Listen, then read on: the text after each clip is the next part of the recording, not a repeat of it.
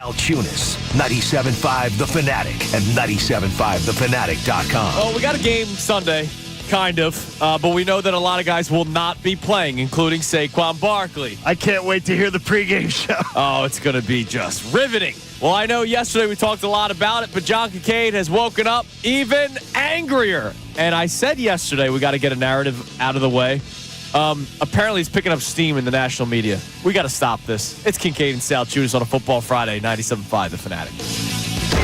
This is Kincade and Salciunas. Don't play Saquon, and I'm celebrating that. Yeah, but you're also going against what players in the room want. Not every player. I understand. So then you're picking and choosing who you want to go with? Well, it was a tough decision. Head coach has got to make the tough decision. And so the guy who's been your best player all year, the best guy in the locker room. Yeah, my most important player that I need healthy for the playoffs. You're going to ignore what he wants, and you're going to go with something else that somebody else wants. Kincade and Salciunas. John Kincade, Andrew Salciunas. 97.5 The Fanatic and 97.5thefanatic.com. And a good Friday morning, Philadelphia. I'm Andrew Salciunas alongside my man, John Kincade. Johnny, good morning. And a good morning to you on Weather Watch all over the place. And, John football Kincaid's game. Knee. If there's no snow today, I'm chopping your knee off. I'm telling How's you right, that sound? I'm telling you right now, I felt it yesterday, and then now, since yesterday morning now, the reports of actual snow have risen significantly. I'm going to stick Dan Campbell on you if there's no snow. Uh-oh, that'll be real trouble. Kneecaps. All right, so this morning, I was really scared. Connor, you weren't here yet. I got here first, which is out. Is not. What was that about? I just woke up. I was just up, ready to go. I'm glad to see. We know you woke up. I got here at 4:50. When usually I'm here like 5 o'clock on the dot, or at least walking into the building at 5 o'clock on the dot. And John Kincade walks in. And from a different angle, too. I know. It scared me. And the first couple words he says to me, well, now I'm pissed. And I'm like, whoa, what did I do? Not with you. But those were your first words. It wasn't, hey. It was. How you doing? No, it was, well, now I'm pissed. And I'm like, what the hell did I do? Because I got here before you for once? Like, you're angry about it? And then he started explaining more why he was pissed. And, of course, we didn't want to break the rule of don't do the show before the show. So, no. John, I'm going to step aside and let you be ridiculous about why you're pissed this morning. I'll be more ridiculous for you then. How about this one for you? I don't believe it was Nick Sirianni's decision to sit Saquon Barkley. So all of a sudden there, I don't like it even. I like the decision even less. Then I would tell you that I believe I've gotten some good information that many more players wanted to go for it than just the most vocal leaders that spoke. But most of all, it was the Detroit Lions who had nothing to play for on Monday night. Could have taken a bye week if they wanted. Could have gotten everybody rest. And what did the Detroit Lions do? They played everybody. Oh, and they played them for a full 4 quarters. And you know what? Nobody's leg fell off. Nobody died. The Detroit Lions came through and won a big game on the road because they wanted to. Because they said, to hell with rest. We're playing football. Oh, by the way, the Detroit Lions, the most banged up team that will appear in the NFL playoffs this year. The team that most could be argued needs rest rejected the premise of rest. And their leadership council also rejected the premise of rest. The night before the game saying, we want to play. Coach, we want to play. And Dan Campbell saying, that's what we're paid to do. So if you're asking me this morning why I think going for history with Saquon Barkley and playing in a game means something, again, we'll have a referendum on it come playoff time. I want to see how this Eagles team responds. And by the way, I think they'll respond pretty well in South Philly. But we'll also watch and see how this whole thing plays out. But it's interesting to see. I believe the owner and the general manager made this decision for Saquon Barkley and the Eagles. That's why Jeffrey Lure's a great owner, and that's why Howie Roseman's a great general manager, Johnny. And Is it? And if the Detroit Lions playing means anything to you, then I guess they're winning the Super Bowl. We might as well cancel the season now. Season's over. The Detroit Lions are winning the Super Bowl. No, we don't do that. Because they kept on playing, because you play to win the game, as they Herm actually Edwards once said. They actually played the game when they didn't have to. Okay. A team that needed rest.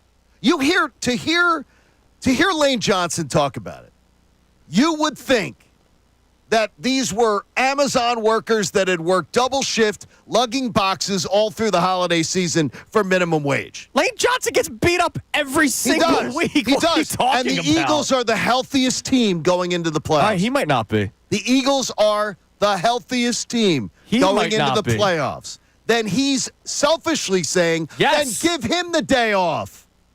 Don't give everybody the day off. Well, we've talked about this. You're going to give everybody the day off. You're not going to have Saquon go out there without some of his players. You can have Saquon go out without Lane Johnson. Would Lane Johnson be playing in the game Sunday if it was for the 1 seed? Of course he would. Yes, he would be. So the Eagles are the healthiest team. The most banged up team literally had their leadership council said, we want to play. Now, is that smart? I think it's fine for it because nobody. But you're not answering the question. That's smart. Yes.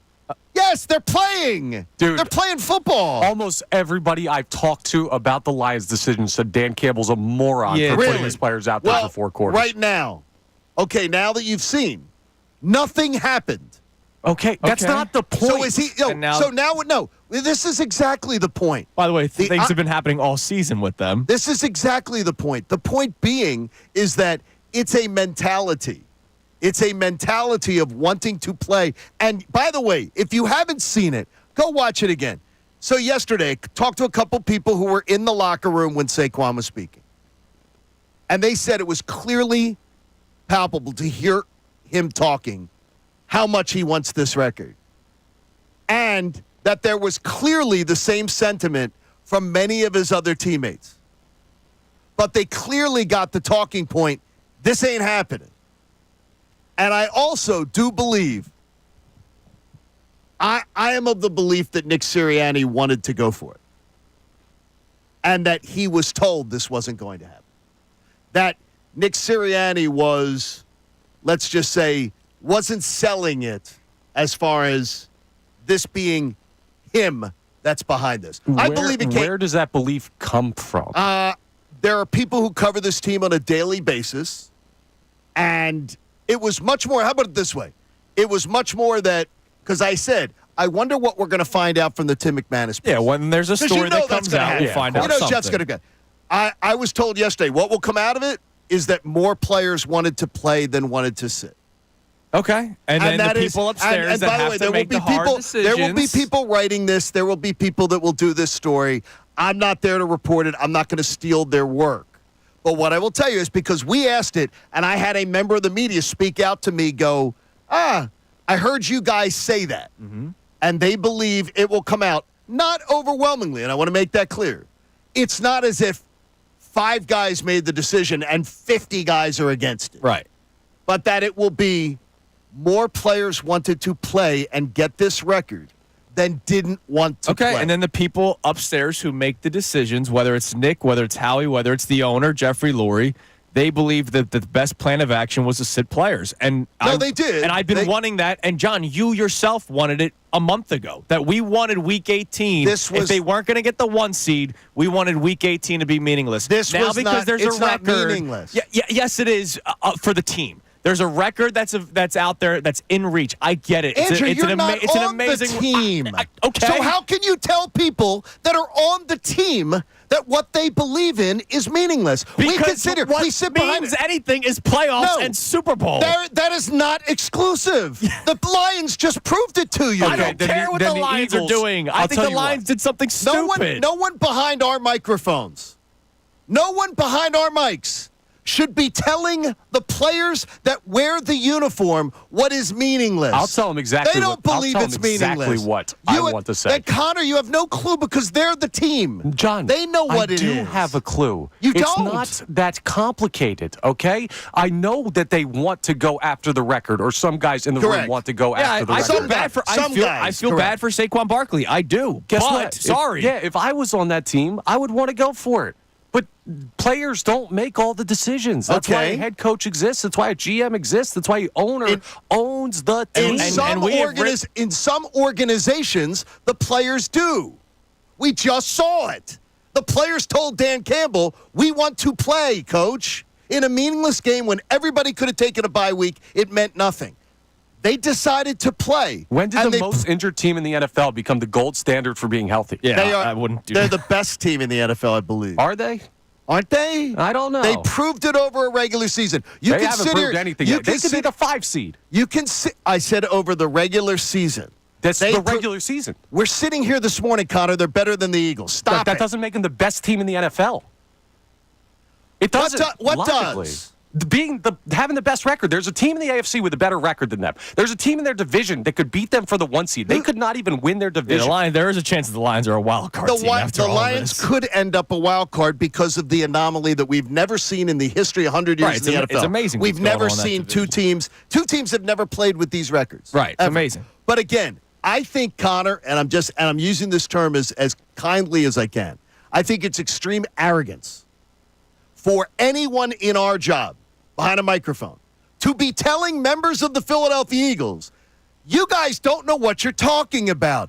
This doesn't mean anything. I'm talking about the game itself. They're saying it. If it means something to them, cool, then it means something. We don't get to tell them how it means. We can think we're the smartest people in the room. Let me give you a clue. I've worked in this industry a long time. We're not, and I'm also pointing the finger at me. We're not. But, John, nobody's saying that Saquon Barkley can't want something, but somebody has to make the decision. No. And they believe that the best decision, and it's the decision that I've wanted for a month now, so I didn't make this decision just to get a reaction from people on Sunday. I've wanted this to happen for months. I wanted Week 18 to be meaningless to the point where nobody had to play because the NFL is a very physical sport, and I would rather go into the playoffs a little bit healthier. The Lions, they played everybody. Good for them. They could also have the first round bye, and I bet you that they would love that. They could. Oh, God, they would love it. They'd love it. They know they're not have a good chance to get it. Would they have a better chance to win by your logic?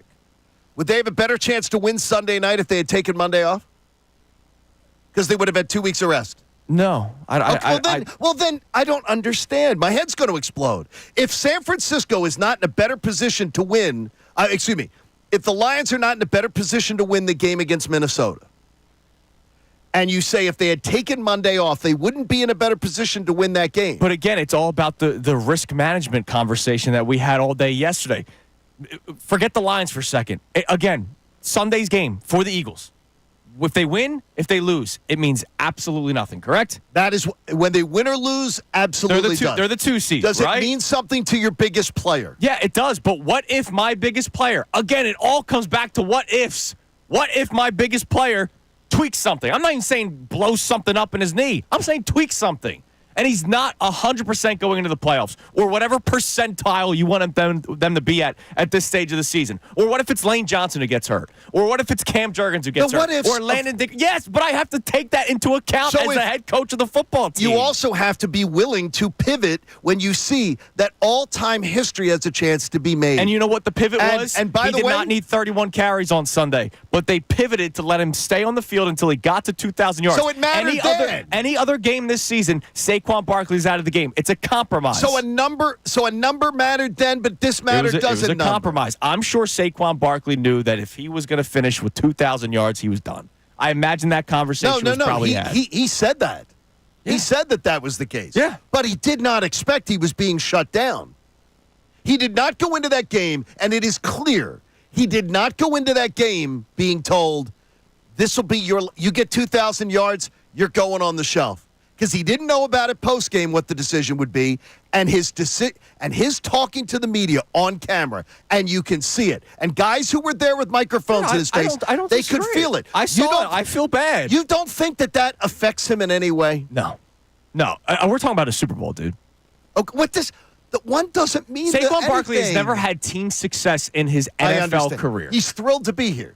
Yeah. He is. He's thrilled to be here. Do you think he wouldn't be thrilled to be here if he was playing on Sunday? Getting a chance to be immortality? No, I'm sure he would be thrilled to be here, but it's whether or not you want to run the risk of somebody getting hurt in a meaningless game. Good for the Detroit Lions that nobody got hurt on Sunday. They've been getting hurt all season long. It was probably a dumb decision, but then again, it was Week 17. They are playing in a game where they have to win this Sunday. But you're saying to me, and I don't want to misquote you. Go ahead. You're telling me, you answered me, that sitting out Monday night, if everybody had sat out Monday night, you said it would not give them a better chance to win this Sunday. No, but I'm going based off of what I feel for the Eagles' case. This Sunday is meaningless. Okay, so sitting out this Sunday, does it give them a better chance to win? Because now you're going to – I just asked you about Detroit. For the Eagles' case, yes, because Why? they've been playing since Week 5, Week 6. Their bye was back in Week 5. They're not – when you've got players that are playing all the way through, and we've seen it. We've seen the last 4 Super Bowl champs. We've seen a 3-seed win, a 4-seed win, a 5-seed win. And when was their buys in the regular season? I don't know off the top of my head. That is the most ridiculous stat in the world. You don't think a player would tell you that they would like a week off late in the regular season? Oh, sure. Can you have a week off? Yes. But you also have guys in Midnight Green, or Kelly Green, I guess, depending on it. You have them telling you they wish they were playing. They want to play. They want immortality. They want to be a part of immortality. And if you were saying to me that the playing in the 49ers game, if they had taken that week off, it wouldn't give them any benefit playing this Sunday. It would probably benefit them a little bit because they had a little bit more rested. Earlier. So what? I'm talking about the regular season. This is Week 17 and Week 18. I want, come playoff time, for my team to be in the best position possible. And my belief, best position possible, is being A, talented, and B, healthy. Do they have a better chance to win if they had taken the game off? Who, the Lions? The Lions. If they had taken the 49er game off. Sure. So now you changed your answer. Because they're healthier. But now you changed your answer. You told me 2 minutes ago, no, it didn't. So which is it, Andrew? I'm going to say sure, because that's what I want the Eagles to do. I don't care about the Lions, John. Just because the Lions are doing something doesn't make them the standard. I want the Eagles to do what I think is best for the Eagles. You said no. You said no, it doesn't give them any better chance because it doesn't. It doesn't. And you know it doesn't. But now that we're backing you into a quarter, you're saying it does. You know that it doesn't. I hope the Lions lose on Sunday. Well, that could be. Guess what? So much. And I have a different reason for hoping that they do. Dude, I hope the Eagles. Connor? And you know what? The Eagles will be hosting an NFC Championship game, and all this freaking nonsense we've been debating about all week long will be forgotten, and I will laugh at all of thee. I don't think that. Well, I've told you you're playing the. What are you? Come on. What are you writing, Chaucer? I will laugh at all of you What are you, Chaucer? who've been crying about Saquon Barkley's rushing record. Okay. Connor, I saw your eyes, and I know when your eyes light up, so go for it. I know your eyes. To me, I don't know when this became the player's decision. Like, that's a fair point. That's the thing that I'll always contend.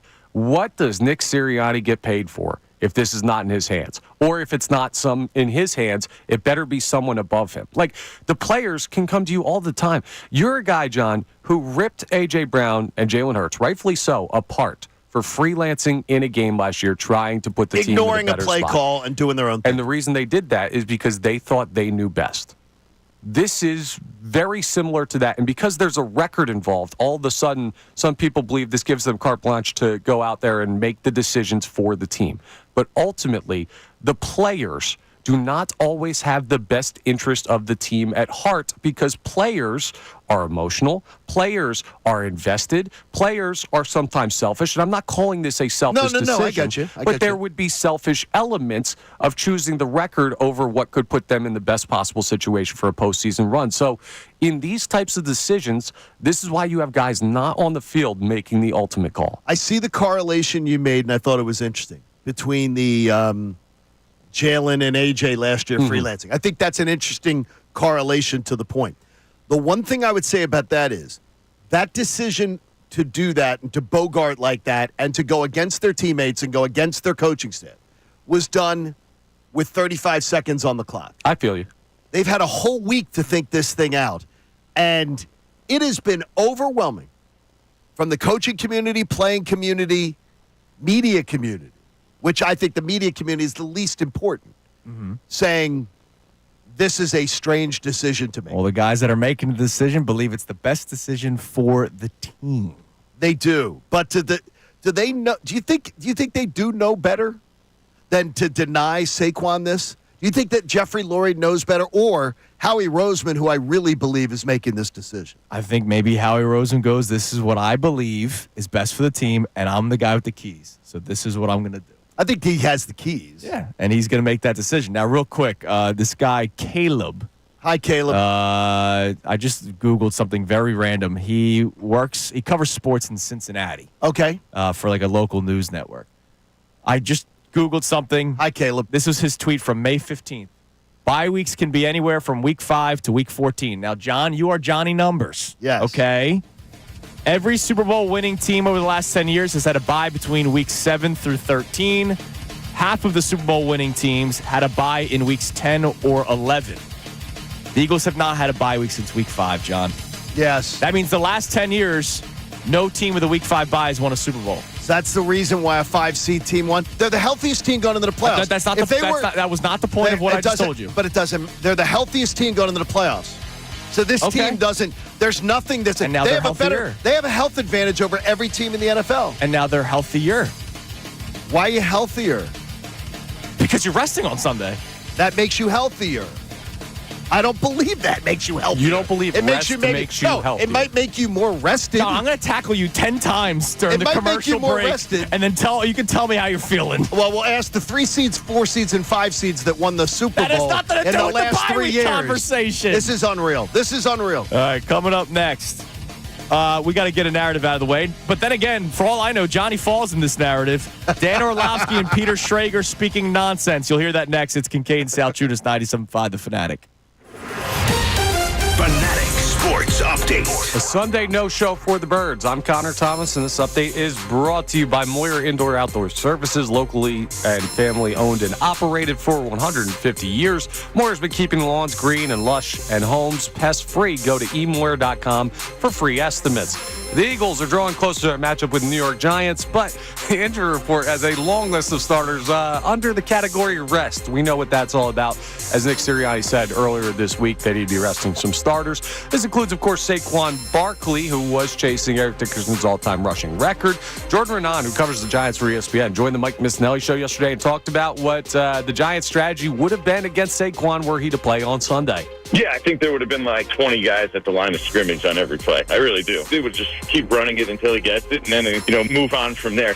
So with that strategy, you can kind of understand why the decision was made to not play Saquon Barkley and some starters on Sunday. But still, obviously, there's contention within the fan base and within the team on the decision. The Sixers fell to the Warriors 139-105. Steph Curry went 8 for 8 from 3 in the game. Sixers play the Brooklyn Nets tomorrow at 6 p.m. in the final game of this long road trip. The Flyers fell to the Golden Knights 5-2. They're off until Sunday. We'll talk to Andrew DiCecco for the entire 8 a.m. hour today. I'm Connor Thomas for the home of the 76ers and Flyers, 97.5 The Fanatic and 97.5thefanatic.com. Vacation? Business trip? Don't worry. You can still hear all your...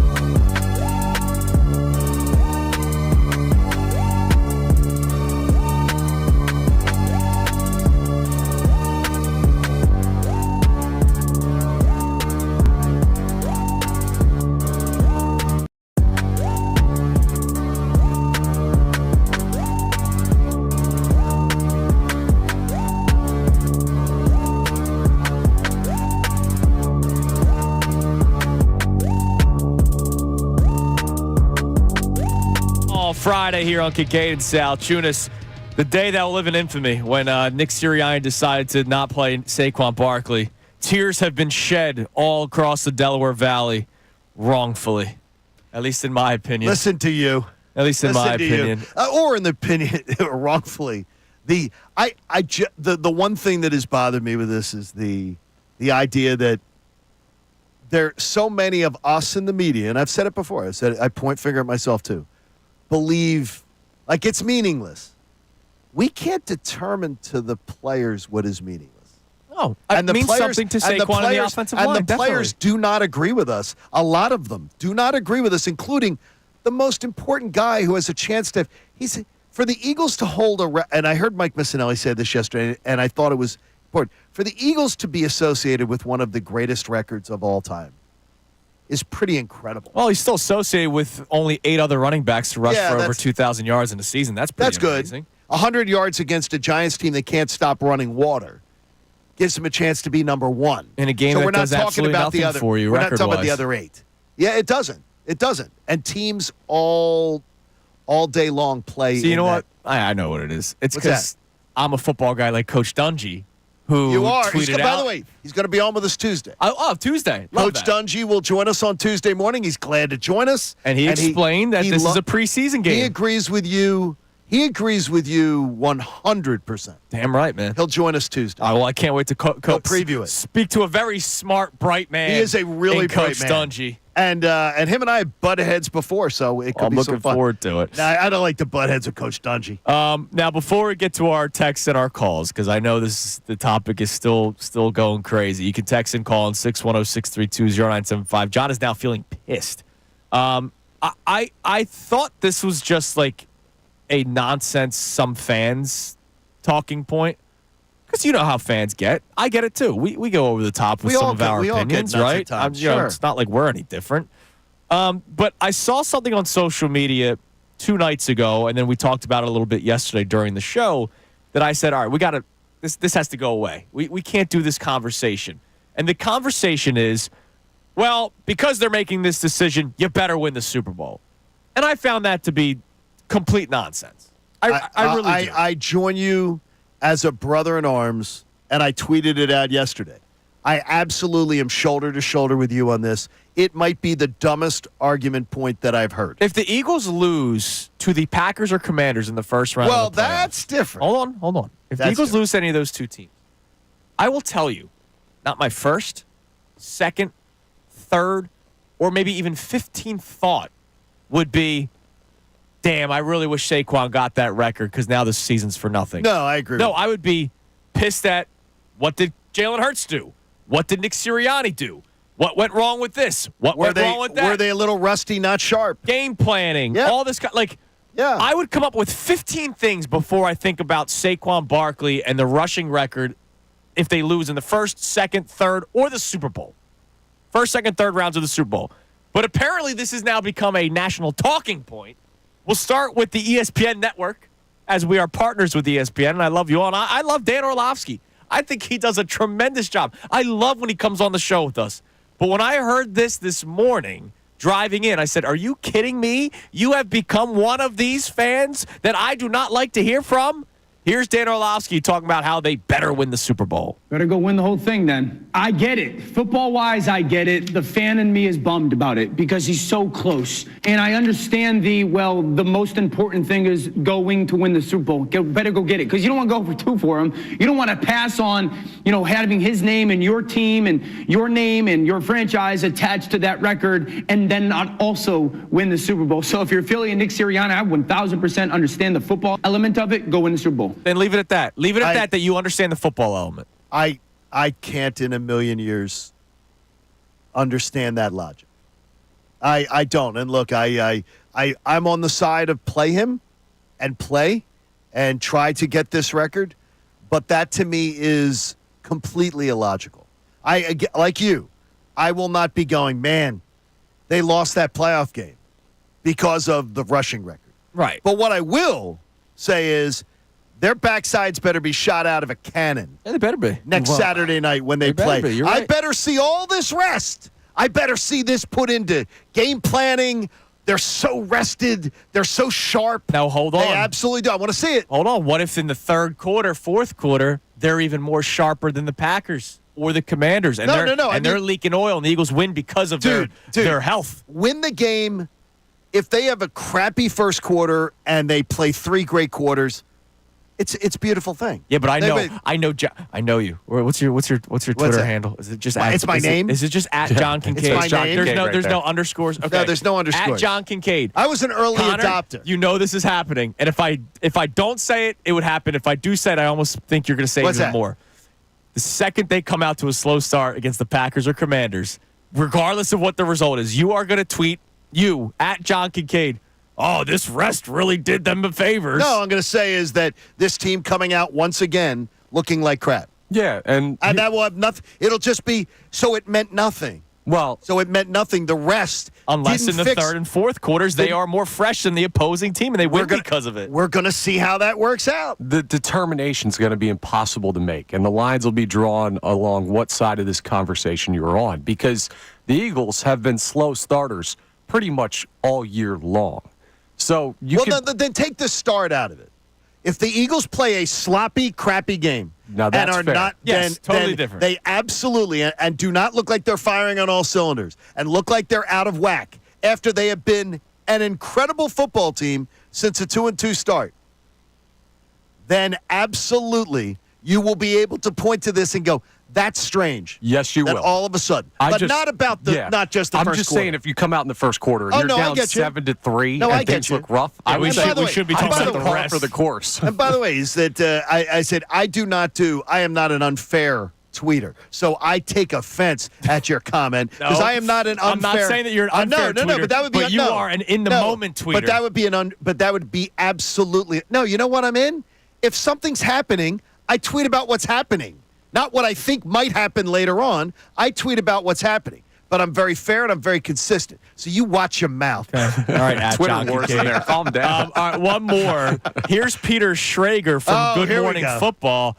And again, with the same, I will say it, nonsense being said about they better win the Super Bowl. I don't have a long recollection of situations like this where it was players' desires versus team's long-term interests, and then coach is the one putting his thumb on the scale and making the final decision. And the player obviously wasn't over the top thrilled with it. Like, it would have been one thing if Saquon yesterday came out and was like, I get it. I love it. Let's go. We're going to win a Super Bowl. Instead, Saquon's being very honest and candid, and he's right. This record has stood for 40 years. I don't know if anyone's going to get an opportunity to break it after this. This would have been the greatest running back season we've ever seen. And I think he would have broken it against his former team. I think that matters. They lose in the divisional round. All right. If they lose in the NFC Championship game, I think it puts a lot of pressure. Like, you have to go win a Super Bowl right now. There's a lot of pressure. Is there not pressure when you play in the playoffs, period? Is there not pressure here? Is there not pressure here to win a game in October? Now, here's one thing I will say to you, though, is there was more to this from Good Morning Football and NFL Live yesterday. The NFL analysts that are speaking to people that obviously are talking to Eagles players are literally saying Eagles players are not – this is not lockstep. There's many that are willing to talk with people from NFL Network, from ESPN, to say, we're not happy with this decision. We don't like it. We want to go for the record. We want Saquon to have this record. I'm curious. Connor, if you can get it now, because I was going to play this in the 8 o'clock hour. The Brian Westbrook cut 3, and I know we have some work to do. By the way, good work on Brian Westbrook being a part yesterday. Yes, absolutely. Good to get his thoughts on this. So, B. West, you talk about being connected, right? We have talked about how Brian Westbrook is very much connected. Well, that's because he's royalty. I would just like to think that he might be more connected than somebody from NFL Live. Just a thought, just because he's still local and still connected with the team itself. Former player, speaks with Saquon a lot. Here's Brian Westbrook yesterday on the Mike Missanelli show talking about the decision, and maybe if Saquon Barkley spoke up even more, it would have gone differently. So I've talked to Saquon really, a lot since his rookie year, and even, including time here in Philadelphia. We don't talk every day, but when we see each other, we have a great conversation. Very humble, very meek in a way. I do believe this, though, Mike. if it was something that just Saquon wanted to do, it was the number one thing on his wish list, I think he would have spoke up and said something to the coach. And I also believe that Nick Sirianni, being the coach that he is, he would have certainly listened to him, taken it all in, and made a decision that probably would have favored Saquon. I really do believe that. This is what I believe is going through Saquon's head. He's had 6 years or so of bad seasons in New York, not making the playoffs, not having meaningful games, especially postseason games. He's saying that's more important to him right now. And I understand that, probably based upon the things that have happened in the past in New York. You know, he hasn't had a lot of success, especially postseason success. And so I can understand that. I also believe that this is something that's so special. This is a record that is so doggone special that I would risk it all for this record. He would, Brian Westbrook. Yeah, and I also don't, but I don't. I'm going to disagree with Brian there. I think that we've heard Saquon talk on it twice. I think Saquon is clear that he wanted it. No, but I wonder if and he said when he was asked, did he talk to the coach about it? He said, yeah, I expressed my feelings to the coach. And then he called me and told me the decision, and it's okay. But it's obvious to me by his whole depiction of he told the coach, I want the record. I want the record. But whether he made a clamor for it, that doesn't sound. And Brian would know exactly. Brian would know much better as far as what kind of guy Saquon would be behind the scenes. How much of a stink are you going to make? Right. Like, there's one thing of, like, you know, I would like this to happen. Like, A.J. Brown earlier this year. Yes. A.J. Brown made it very clear that he believed they needed to fix the passing offense. Not, it would be nice if we threw the ball a little bit more, a little bit better. No, he made it very clear. Maybe Saquon was like, look, coach, I would like to go after it, but if you think this is the best decision for the team, you make what's best. I think you've just summarized it probably how that conversation went. His disappointment, though, it's clear. And it's and people who were there talking to him said you could tell that there's a disappointment in his voice. I just love how Peter Schrager says the Eagles now have pressure to win the Super Bowl. They have pressure to win a game in October here. Like, come on, Peter. What are we doing? Oh, man, there's more pressure for them now. No, there's not. No, dude, there's pressure, period. Dude, we booked dinner reservations in New Orleans like a month ago. Like, there's been pressure with forever. All of a sudden, now there's pressure. The Eagles must win the Super Bowl, guys. They better have success in the playoffs because they didn't give Saquon the record. Yeah, if I get charged $25 canceling those reservations, there's pressure. Oh, well, we'll Venmo you. I know you don't have that, but we'll take care of you, Johnny. Venmo. What do you think? Wow. I don't use the Zelle. I don't trust Zelle. I don't even know what the hell that is. All right, coming up next, we hear from you as the topic continues at 610-632-0975. Also, the game for the Eagles might be meaningless on Sunday, but there are other games that are not, and we might have some rooting interest. We'll discuss them next. It's Kincade Salciunas, 97.5, The Fanatic. Philadelphia 76ers guard Tyrese Maxey. He throws it to Maxey in the corner. His three.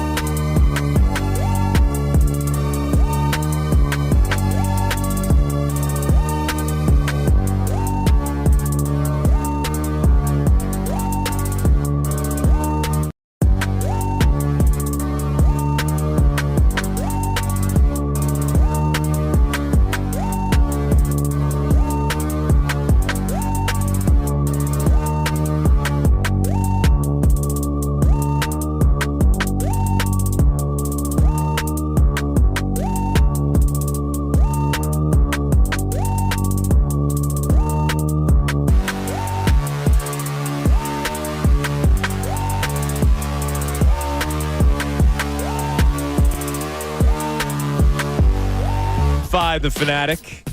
All right, real quick before we get to our calls and text line. Not really a question today. It's just John Kincade walked in this morning and said, "Now I'm pissed. I thought I did something wrong." Yeah, you did. Like it wasn't. You didn't hey, till man, the show started. It wasn't, "Hey man, happy Friday," or "What's up, brother? How was your driving to work?" It was, "Okay, now I'm pissed." And then you went into this crazy rant didn't about talk it out, though. Yeah, we had this crazy rant on the show about the I don't care what the Lions are doing. I want the Eagles to do what I believe is best for the Eagles. Okay. But speaking of the Lions, we have some games to keep an eye on Sunday. And obviously the Eagles play on Sunday at 1 o'clock. The Kenny G show or Will Shipley show, whoever's going to rush for 101 yards in honor of Saquon Barkley. They run, if the backup running backs run over, Slippin' Benny yesterday put the tweet out because I hope everybody's ready to see Kenny Gainwell and Will Shipley run all over the joint. Oh, yeah, they're running for over 150. That is going to just piss off Eagles fans worse. Sure I said, will don't be. do that, Slippin' Benny. And then I'll watch Saquon rush for 200 in the first round of the playoffs, Dude, and I'll say, "Oh, wow." Okay. If I'm Kellen Moore, Tanner McKee's throwing the ball 70 times. We're not even thinking Hey, about you're trying to trade bait right there, Tanner McKee, for the offseason. Anyways. Or see if someone wants Kenny. Oh, man, that's You only got 1 year, Kenny. That's my backup, brother. Oh, jeez. Commanders, Cowboys play at 1 o'clock, same time as the Eagles. Packers, Bears play 1 o'clock. Same time. So the question is, who are you paying a little bit more attention to? Well, I'm not good at this because except for flipping to red zone, I won't flip, but I'll be there at the game. So I'll glance at the scoreboard and see what's going on. Like somebody might know it, but to me, both of these teams, they're playing for nothing, right? No. Or do you think what are they playing? Well, I mean, the Packers might want to. I don't know what they think about the Eagles.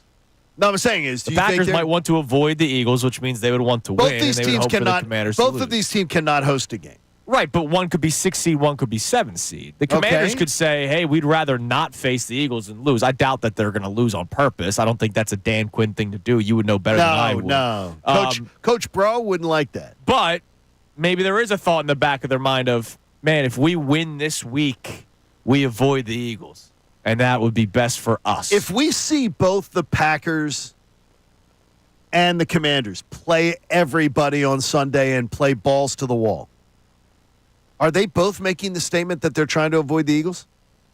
Because there's nothing the Packers have to play for but avoiding the Eagles. Right, that's it.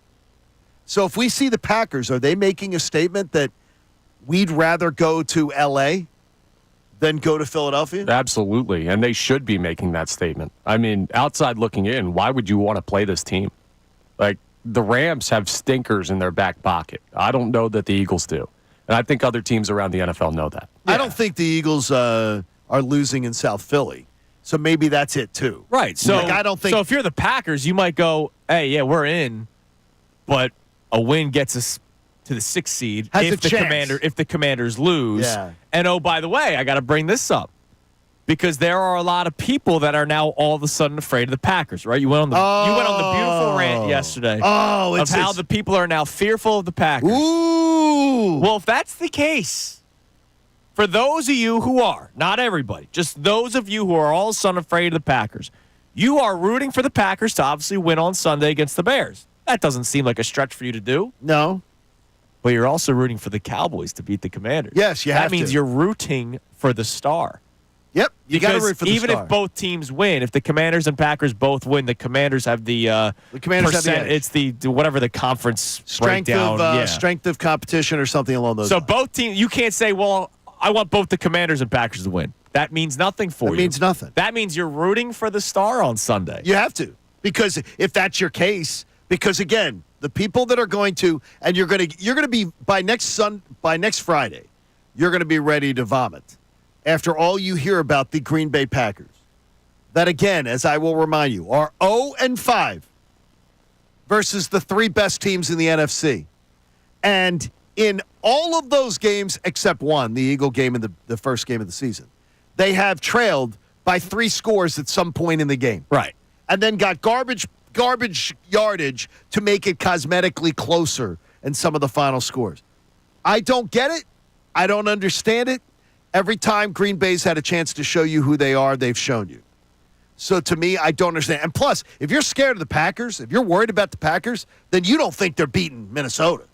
And you don't think they're beating Detroit. Absolutely. Because no rational argument could be made that if you're worried about the Packers, that you would be less worried about Detroit or Minnesota. So if you're worried about the Packers, that means you're saying go Pack, go. And go Cowboys. And how about them Cowboys? You are? That's what you are saying. If you are afraid of the Packers and you'd rather face the Commanders, that's you. That's you on Sunday. We're gonna hear a lot of intelligent people that are gonna tell us all about it. Lastly, Lions-Vikings. Now, I'm rooting Vikings. And it's not just because I want to see the Lions lose because they decided to play people when it didn't matter, Johnny. No, it's because I want the Lions to beat Minnesota in the playoffs in Minnesota. So that's your logic. I think the Lions beat the Vikings in a playoff game. Okay, but here's the deal, though. Is what if, like, you're gonna play them at some point? Yes. Do you want to play? Is your thought process the only way I'm going to get? You don't want you. Is it more likely to win in Detroit or more likely to win in Minnesota? If you had to go on the road to one of those two teams, more likely to go into Minnesota and win. Totally agree. I think so too. So I want the Lions to be the 5 seed. So you want the Lions as the 5? I think the Lions beat the Vikings in the divisional round of the playoffs. I think the Lions then have to come here. Oh, by the way, if the Lions are the 5 seed, what do they not have, Connor? Bye week, which means they're even more banged up and bruised because Dan Campbell is playing them to their fullest so tired. They are already banged up and bruised. Amazing. They're so tired. I bet you they would love to have the first round bye. I bet you they would love it. They won't tell you that because they're doing the macho man mentality. You'd want to have the bye. All right, and if they don't get that week 17 game would have been nice to have rested players. I don't think it's the bye. I think you want to play 2 games at home to go to the Super Bowl. It's not. That's what it's about. You say, do you want to win 3 games to go to the Super Bowl or 2? Yeah, 2 makes more sense. It's not about. They're not sitting there going, God, the rest. But it's an added bonus. They're saying, oh, it's a bonus. The rest is nice. No, the rest is a bonus, absolute bonus. But what they're saying is, I want to win 2 home games to go to the Super Bowl. Well, you know what? They're going to be banged up. And by the way, since this format of 7 teams in the playoffs, it's only happened once out of 4 that the 1 seed has, the 1 seed winning the Super Bowl. So it's like. It hasn't meant as much. We thought, wow, buys mean everything. It hasn't meant much. It's only been 25%. I think Week 18 buys mean everything, and that's what the Philadelphia Eagles have on Sunday. So we're still reacting to the decision that was made. You can climb in at 610-632-0975. We'll check our text messages and boys. Calls coming up next. What are we saying? I'm not saying it because I don't care who the Eagles play. No, but I'm not rooting for anybody. Okay. Except for Minnesota on Sunday. Except for Minnesota. The Lions. But I'm not rooting for anybody between the Commanders, Cowboys, Packers, You're Bears. not rooting for any. Whoever comes here in the first round of the playoffs will be beaten by the Philadelphia Eagles. You know who won't do this during game time either? During game day either? Andrew DiCecco. On a game day, he doesn't give a flip about any other game. No, he's focused on the Birds. Focused. He's it's focused crazy. on E.J. Jenkins. Speaking of Andrew DiCecco, Andrew's going to be joining us for the entire 8 o'clock hour today. And Johnny, a civil war is afoot. It is Kincade Salciunas, 97.5 The Fanatic. Fanatic Sports Update. Still debating Saquon. I'm Connor Thomas, and this update is brought to you by Rapid Radios. Rapid Radios are instant push-to-talk walkie-talkies offering national LTE coverage. For a limited time, go to rapidradios.com now for 60% off and free UPS shipping. Add code radio and get an extra 5% off. The Eagles are drawing close to their matchup with the New York Giants, but the injury report has a long list of starters resting, as Nick Sirianni said earlier in the week was the plan. This includes, of course, Saquon Barkley, a hotly debated topic considering how close he is to Eric Dickerson's all-time rushing record. But part of it may be the strategy that the Giants would use against Saquon were he to play Sunday. Jordan Renan, who covers the Giants for ESPN, joined the Mike Missanelli show yesterday and talked about that. Yeah, I think there would have been like 20 guys at the line of scrimmage on every play. I really do. They would just keep running it until he gets it and then, move on from there. It's easy to understand how it could be not the most beneficial matchup for Saquon Barkley to play on Sunday, considering everyone in the world knows he'd be going for that record. So maybe that's a good indicator of why the Eagles chose to do what they were going to do with the starters. The Sixers fell to the Warriors 139-105. Steph Curry went 8 for 8 from 3 in the game, made it tough for the Sixers in this one. They'll play the Brooklyn Nets tomorrow at 6 p.m. in the final game of the road trip. The Flyers fell to the Golden Knights 5-2. They're off until Sunday. We'll have Andrew DiCecco join us for the entire 8 o'clock hour. I'm Connor Thomas for the home of the 76ers and Flyers, 97.5 The Fanatic and 97.5thefanatic.com. Not only can you listen to The Fanatic, but you can also watch.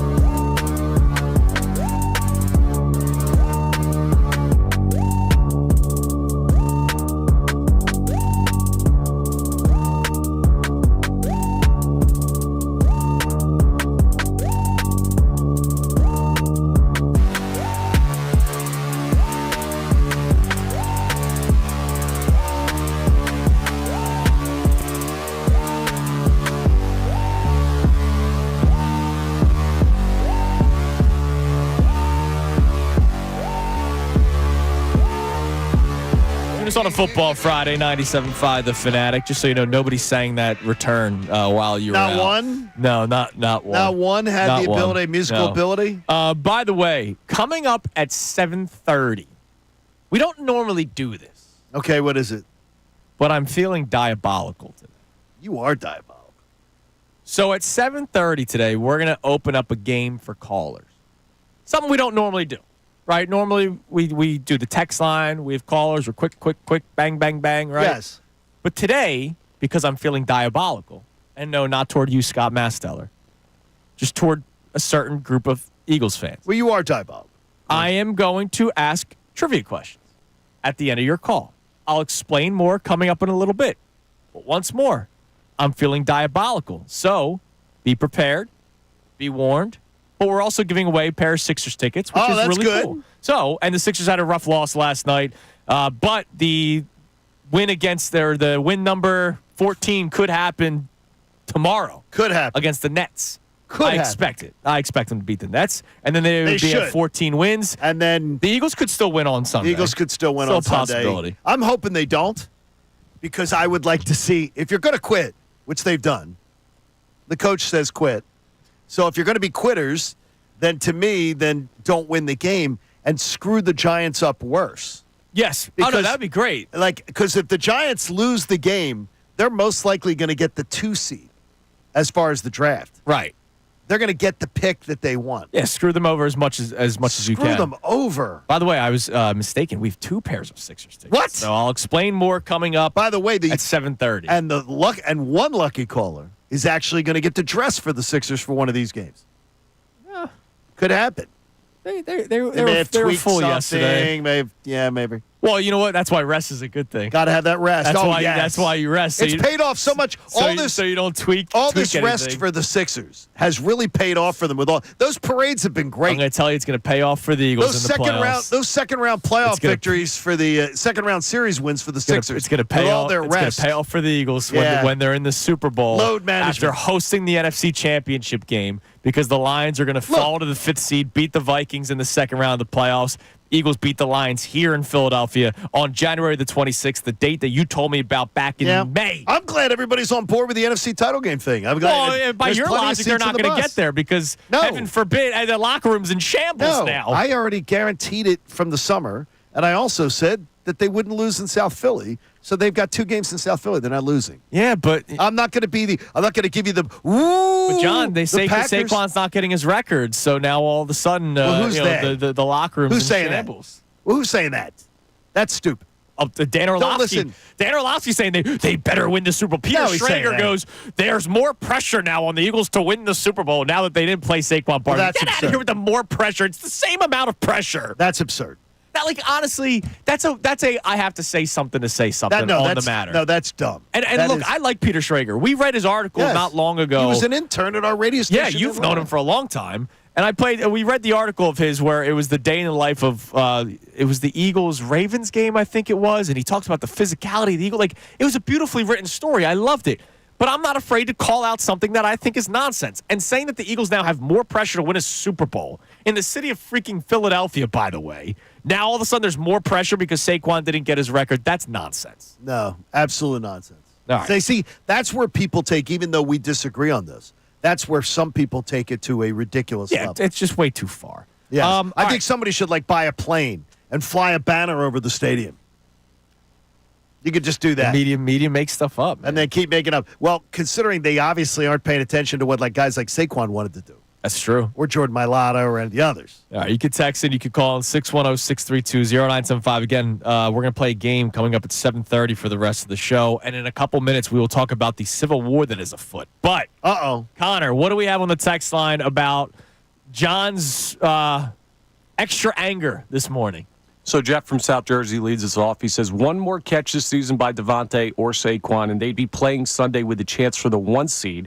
And Connor and Chunas would be all chesty in support. So save it on this, guys. Play them for a chance at immortality. This chance comes around exponentially less than a chance to win the Super Bowl. I'd be chesty because I'd want the 1 seed. Once I knew that the 1 seed was out of their reach, I don't care about immortality. Like, I don't know what that guy's saying. If they were playing for the 1 seed, then yes, I'd be saying, all right, let's go. Beat up the Giants. Sure. Let's hope that things go their way. Well, if they're playing for the 1 seed, we're not talking about anybody being rested. No, not at all. No, and because they're not playing for the 1 seed, what was his name, Jeffrey? Because they're not playing for the 1 seed. That's why I'm not chesty. I'm getting chesty by saying the rest will help them benefit in the playoffs, which will get them to an NFC Championship game here in Philadelphia. So that's my chest. That's my chest day. I'm not doing the bulk day. I'm just doing I'm doing reps. I'm doing reps right now, Jeff. By the way, DJ on Twitter sends me a note and says, you guys are wrong on this. Even if the Eagles had won one of those games and there was a 3-way tie right now, the Eagles could not get the 1 seed. So he's telling us that they couldn't get the 1 seed. If there was a 3-way tie right now, the Eagles still wouldn't be getting the 1 seed. I don't think that's correct. I don't think it's correct. Because it mattered last week. Yeah, and right? if the Vikings and Lions tied and the Eagles won, they would be the one. Which I know that's a stretch. It's a crazy stretch. But if we're rooting for a tie, then maybe. No, I know, but there is a possible way. There's a weird. Like, there's literally no way right now. Like, there's they're no the 2 way. seed. Right now, there's no way. And that's why, again, to Jeff, that's why I'm not being all chesty this week. Right. Like, no, because this game means nothing. This game is a preseason game. That's what it practically is. No, that's what Coach Dungy said, and he'll join us on Tuesday. Couple of football guys. What else we got on the text line there, Connor? All right, this is interesting from Sean in Parkwood. He says, this is great 2 weeks before Father the playoffs. Sean? Possibly. Yeah, I think so. Sean. Yeah. He says, this is great 2 weeks before the playoffs, and the Philadelphia Eagles and the media are talking about a record and not winning the Super Bowl. This is awesome. Can't wait for the Packers to smoke them. That's not Father Sean. That's not Father Sean at all. Yeah, that's what I said. I don't think it is. That's not Father Sean. That is not Father Sean. He's Parksburg. Yes, I think you're right. But, dude, this is a good thing. This conversation in and of itself is a good thing. Explain. That this is the discourse among the team and the fan base. Because if we had bigger concerns, we would be talking about bigger concerns. They don't. There's no, do the Eagles have to fix the passing offense? Can the Eagles defense withstand this? What's the matchup? Like, we're not having those conversations because they're so great. And oh, by the way, if they do lose to Packers or Commanders, hell, if they lose to Rams in the second round of the playoffs, we'll talk about it. Yeah, and we'll talk about exactly what went wrong. Right now, I don't believe those things are going to happen. That's more fear-mongering that the Packers are going to come in here. What did he say? Smoke the Eagles? Yes. Smoke the Eagles. Because the Packers have been so good in big games. Oh, they haven't been, in fact. In fact, they've been totally horrendous in big games this year. But keep doing the ooh. They're going to get smoked. That's what that. They're going to get smoked by the Packers. Ooh. All right. 0 for 5 against the best teams. So we're still discussing the decision. John woke up extra angry today about this. Yes. About all this because he was fired up. He went to bed last night listening to Dan Campbell's press conference about why it was right decision to play. No, I like too is the idea that the leaders of that team said no. We want to play. Well, some of the leaders here did say that. In a meaningless game. And earlier, I think it's fair to point out, I asked you, do you think that if they had rested against San Francisco and taken the week off and had 2 weeks off leading into this Minnesota game, it would give them a better chance to win? And you said no. Yeah, well, I think it's best for the Eagles. That's all I care about, so baby. For Detroit, it wouldn't matter. I think but for the Eagles, it matters. Detroit's hurt. And they Eagles still are healthy. play. And Eagles are now even healthier. And they still play. Yeah, and that might be stupid. It could be. It could be stupid. No, because nothing happened. It can't be. Yeah, but it's another week of wear and tear. And now going into this game, that extra wear and tear. How about Jahmyr Gibbs, who is now the only back because David Montgomery is hurt. So now Jahmyr Gibbs is the lead back. And what did they do? They played him for 4 quarters. Yeah, but you don't get to say because nothing happened, it was the right call. That's too much hindsight. No, you can say is that all the fear-mongering ended up being a big nothing burger. Yeah, in that instance. No, you can say, right, exactly. That data point doesn't tell you anything about the Eagles' ability to be healthy on Sunday if they play. The data point of 16 games can tell you that, is that Saquon Barkley has been healthy as a horse. But it doesn't. Like, them being healthy yesterday doesn't guarantee health today. Like, it's just... That is correct, but you're going with that. It could have... This is the I could get hit by a bus when I walk down the street argument. Again, I've said this a couple times today. It's not just, did you tear your ACL? Like, what if Jahmyr Gibbs, who's now, again, the only back with the Lions, they have, who's the other guy that's now They got the other guy, getting but he's carries? not yet. Craig Reynolds, who's kind of a wide receiver. They're also handing the ball off to him now. What if Jahmyr Gibbs took one weird shot to the ankle, and now he's just not as quick? He's still effective. He's still good, but not as quick. Yes. I avoid that. That could have happened. It didn't happen, though. So I don't want to talk about stuff that didn't happen and do more of this. Well, what could happen? It didn't happen. What could happen? But it didn't happen. That's part of making a decision. So let's talk about what did happen. But part of making a decision is what could happen. Why are we putting so much energy into what didn't happen when we can talk about what did happen? All right, well, I'm looking at the Eagles case for this Sunday, and what could happen are those things that I will have nightmares over. Thank God I'm having no nightmares because they're not playing. The idea of we'll talk about what did happen. They played everybody, and they came out of the game perfect. They're fine. Good for them. That's wonderful. And they wanted to play, which I find interesting. That's strange to me. That's a little strange to me. I think there's a lot of Eagles players that, as you mentioned, wanted to play. They do. Yeah, there's a lot of Eagles players that want to play. Somebody made a decision that they think is what's best for the team. I don't think it was Nick. Okay. I think it was Nick's boss. And that wouldn't be the first time. And then Nick has to deliver the message. That also wouldn't be the first time. It won't be. All right, we have a Civil War afoot, Johnny. So if you haven't noticed, I'm just wearing a Temple pullover today. I wore mine yesterday. For just support of the school that I attended. We love our school. Paid for, continue to pay for. Hopefully that's done soon. Hopefully it'll be done soon. I'm just rocking my Temple gear today because I'm a Temple owl. T for Temple U, baby. Right. Can't wait to watch them battle Wichita State in basketball tonight. Because you got parchment. All right, I got parchment. You have parchment from Temple. And there's a man behind you right now who also has parchment from Temple. However, that does not look like the cherry and white. I believe that says Notre Dame. I don't know why. His shirt. I don't know why somebody from Strathaven and Temple University would be wearing Notre Dame stuff. So the Notre Dame, or as they say in Delco, Notre Dame. Notre Dame. The Fighting Irish beat Georgia yesterday. No, they dominated. They did. I think they dominated. And they advance to battle Penn State in the next round of the college football playoff. Winner moves on to the national championship game. It's the Walmart Bowl. We have a civil war here in the Philadelphia area, including Jersey and Delaware, right? Where there are Penn State fans and Notre Dame fans, people who didn't attend either school. Oh, no. Walmart has actually stepped in. They're going to put their name on the bowl. They're going to add a second sponsor. Since the Walmart alumni are all going to be going crazy for the next week. They're rolling into the local Walmart today to get their latest Notre Dame T-shirt or go get some Penn State gear. It's funny. My brother's one of these. Let's make this clear because people clearly are offended by this. Brendan Gunn's a good sport. I put out a funny tweet. You put out a funny tweet yesterday. There are people that are legitimately offended by this. You know what because we're accurate and we're hitting a nerve. Lighten up, Francis. Yes. Lighten up. First off, we both have friends and family. Yes. Who fall into this. They didn't attend, but they're a big fan. Wait a minute. My best man at my wedding, Jimmy. Jimmy and I drove out to Notre Dame. Yes. To watch. You saw a great game, fun game. No. Temple got spanked in that game. Oh. No. Temple got destroyed. A buck it was the year before that Temple played really well at the Link. Right. But my buddy and I drove out to Notre Dame to watch Temple and the Irish. He didn't go to Notre Dame. He's just an Irish fan, always has been. Okay, so I have my best friend. I have family. Wait. So his father went to Notre Dame? No, that didn't happen either. His grandfather went to Notre Dame. That didn't happen either. So we make jokes of this because we have people very near and dear to us. Now, however, there are a lot of you out there that fall under these categories. Our man, Brendan Gunn, associate producer of the show, is a 4-for-4, to steal a term from my buddy Ant, Eagles fan. However, he's like the Cowboys fan.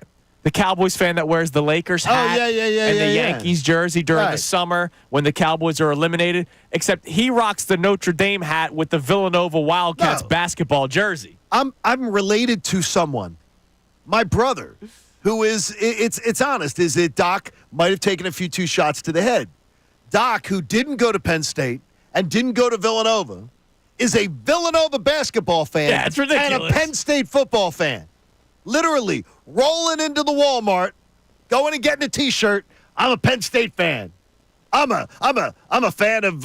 I'm going to root for Villanova basketball. Of course, this man. is the loudest parts of fan bases are always those without parchment. Oh, I was trying to explain Always that to my those. wife yesterday. That Mike Missanelli, who He is has parchment. a great Penn State grad, is more quiet than other members of the Yes. media that didn't go to Penn State, who hashtag we are every single game day when they're beating up some Division III Sure. school by 50 points. Oh, we are. Look at this great game. We are. Now, first of all, let's also say this. Both teams are very talented. No, very That's talented. why they're like. No, very This is not us saying that these schools stink. No, this it's is not. us saying we didn't go there. We're not pretending to be fans of these schools No. just because one's local and we're Irish. Like these things, I don't understand where this comes from. You can be a fan of whoever you want. Brendan Gunn has every right to be a fan of Notre Dame. He has every right to be a fan of Villanova. I will make fun of him for both of those things because I think it's nonsense. See, now I'm not gonna make fun of him. I'm gonna abuse him for it. Well, that's right Because he's a Temple Owl. Yeah. You don't pick and when you have. You know who picks again? The Walmart alumni is the guy who doesn't have a school, who doesn't have a dog in the fight. Well, so if you go to a school, you've picked a school. Yeah, but that's your school. But there's a guy, Matt. His name's Matt. Hi, Matt. He's been tweeting at the show for years. He sent me and you the exact same joke of, when does Temple play next week? What does that mean? No, Temple stinks. I know that. What does that mean? But I was like, all right, let me just see. Here. Oh, sorry, Mikey Mack. My bad. Okay. Oh, I know Mikey Mack. And yeah, exactly. He's entertaining. Yeah. So I click on his profile to see maybe he has where he went to school. He went to Philly U, so he doesn't have like. So he has no school. So he's Walmart alumni. No, he picks a school. graduated at Philly U. No, but you're saying most guys don't have parchment periods. No, but you did no. He didn't graduate from Penn State. He or didn't Notre graduate, Dame. so he's Got Walmart it. alumni. Okay. He's not alumni. Yeah, that's but not his school. I don't know. To me, that's not a big deal. So I have a different perspective than you guys. I went to a small D3 school. We didn't even have a football team. Right. And I don't have a college football rooting interest because of that, because I just simply have never been into it enough to feel the need to pick a team. Like, I enjoy the sport. I've never felt a connection to a team to the point of that level. But if somebody who went to like Washington College or somebody who went to Ursinus or Westchester or pick any school in the area that's not like one of these D1 major colleges wants to pick a team that they believe, hey, this is a team that's either local or it's a team that I have some connection to, or hell, even if it's just hey, I think this team is good, I think they're cool, I like their uniforms. Like if you're a free agent, you're a free agent. But that's Here's the fine. But they're thing. Walmart alumni. So okay, that's what they as are. a I have kid. no issue with And that. by the way, do you pick the school? Just to get this in. Then you pick a school. You don't pick a school for basketball. Right, yeah, and then exactly. a school That's for a football. violation. You don't do what my brother You does. can't have seven my different brother, college my brother teams. with it. Oh, I'm a Villanova basketball fan. I'm a Penn State football fan. No. Yeah, you can't no. do- you can't do that. If you're gonna be in your situation, Connor, then pick a school. Because I had a guy, And root for I had that a guy school. yesterday saying to me, he roots for Penn State because they're the closest school here that has a chance of winning something. And I go, well, that's front running technically. That's totally front running. And Penn State's 3 hours and 15 minutes away from my house, so it's not necessarily all that close. But whatever. Correct. But like when I was a kid, I was a Louisville Cardinal fan. Really? I was gonna go, and Why? then I turned. Why was that? Because they had Baseball? Baseball. Well, they have good baseball. Good baseball. And oh, by the way, basketball, when I was in elementary school, they Was were it Patino back then? they were a Yeah. very good program. And then I turned 13. And then I realized, this makes no sense. I'm not going there. Why am I a fan of this school? And so I started focusing more locally, and then I went to Temple, and now I have no allegiances toward any other schools except for the Temple Owls. Okay. Yes, you have a school. Period. You picked a school. You Done. picked a team. You picked a team. Now- Whether we like it or not, and by the way, it's been extremely disappointing in a lot of ways, but we have our team. Yes, they stink. So The we don't Temple go, football we don't go, program oh, well, stinks. let's find a school that's good. We're not going to do what the Laker fans do and what the Cowboy fans do. We picked a school. Now, real quick, Go ahead. Sorry. well, we have to make a decision. What's that? Because just because we didn't attend these universities, we have to pick a side in the Civil War. We have to. No, Well, we don't. Yes, we do. No, we don't. No. If this city goes to war, I'm not bunkering down. I'm fighting with somebody. No, you don't bunker down. You become an agent of chaos. You make fun of both Yes, sides. You enjoy it as much as you can. You do not do that. You do not pick a side. I'm not saying root. picking. I'm not saying like, root, but like if I need people, I don't want to be caught in the middle of a dogfight. like, can they both lose? No, look, I got weapons. I'll help you. If anything comes about, you just come to my house. Johnny Glocks? You'll be fine. Yes, you'll be fine. Man. You'll be fine. I didn't know that about you. You'll be fine. Watch out. Don't worry about it. Don't walk on John's lawn. Christina's a better shot than I am, too, by the way. All right, coming up next, congratulations to the local Penn State Notre Dame fans. Rally That's House. great. It's your city. House. It's your house. Rally it's Rally House. House. All right, so coming up next, Penn State or whatever other school you want to jump on. I mentioned I have a game because I'm feeling diabolical today. You are. I'm going to test a lot of your sports knowledge for your chance to win a pair of Sixers tickets because we are so caught up on Eric Dickerson and the rushing record. We're going to have some fun with this coming up next. 610-632-0975, number to climb in. Also, Zack Baun, awesome audio from him at his locker yesterday. You'll hear from the Pro Bowler next. Kincade Salciunas, 97.5 The Fanatic. Fanatic Sports Update. Gearing down for the Giants. I'm Connor Thomas, and this update is brought to you by Penny. It's open enrollment. Get the lowest costs on high-quality health coverage now through Penny, PA's health insurance marketplace. Deadline to enroll is January 15th at penny.com. The Eagles are, yes, gearing down for the Giants. A lot of starters on the injury report with rest as the designation, as Nick Sirianni said earlier in the week, that starters would be resting against the Giants in a meaningless Week 18 game as far as seeding is concerned. Now, there's a reason why the game might not be meaningless, and that would be the Saquon Barkley quotient of the equation, which is the fact that he's just short of Eric Dickerson's all-time rushing record. Just a little over 100 yards needed, but it seems that he will not be available on Sunday. And part of the reason may have been the assumption of how the Giants would defend him. Jordan Renan, who covers the Giants for ESPN, joined the Mike Missanelli show yesterday and talked about that. Yeah, I think there would have been like 20 guys at the line of scrimmage on every play. I really do. They would just keep running it until he gets it and then, move on from there. Sounds like tough sledding, and you wouldn't exactly be able to disguise the game plan if Saquon went, so maybe an indicator of why the Eagles chose to do what they did. The Sixers fell to the Warriors 139-105. Steph Curry, 8 for 8 from 3 in the game to lead the Warriors. The Sixers will play the Brooklyn Nets tomorrow at 6 p.m. in the final game of this road trip. The Flyers fell to the Golden Knights 5-2 last night. They're off till Sunday. Andrew DiCecco will join us for the entire 8 o'clock hour. I'm Connor Thomas for the home of the 76ers and Flyers, 97.5 The Fanatic and 97.5thefanatic.com. Vacation? Business trip? Don't worry. You can still hear all your...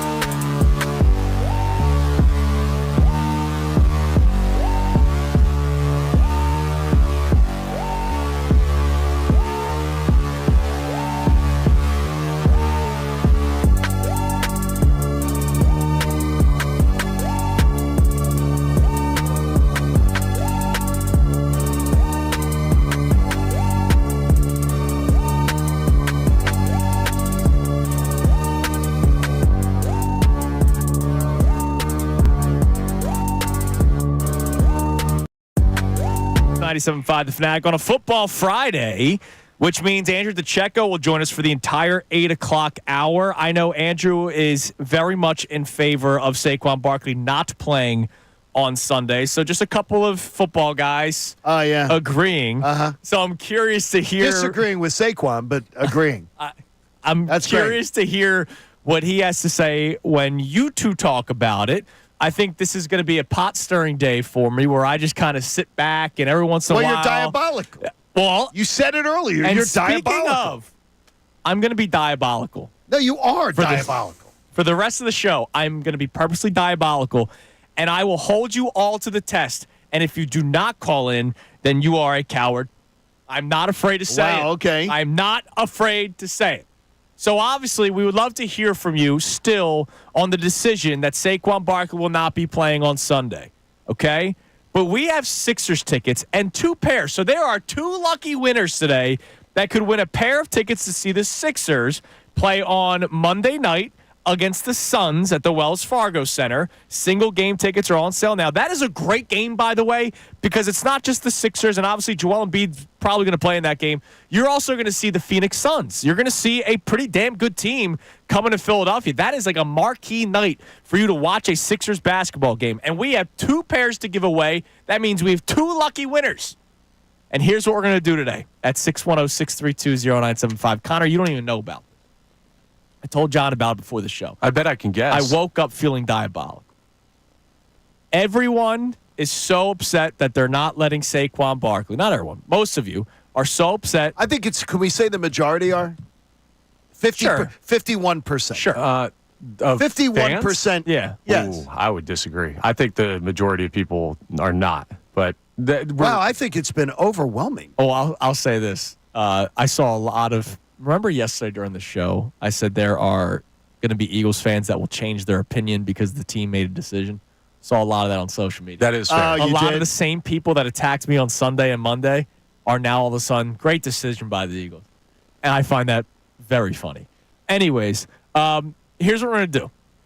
We all know that Eric Dickerson is the single season rushing record holder with 2,105.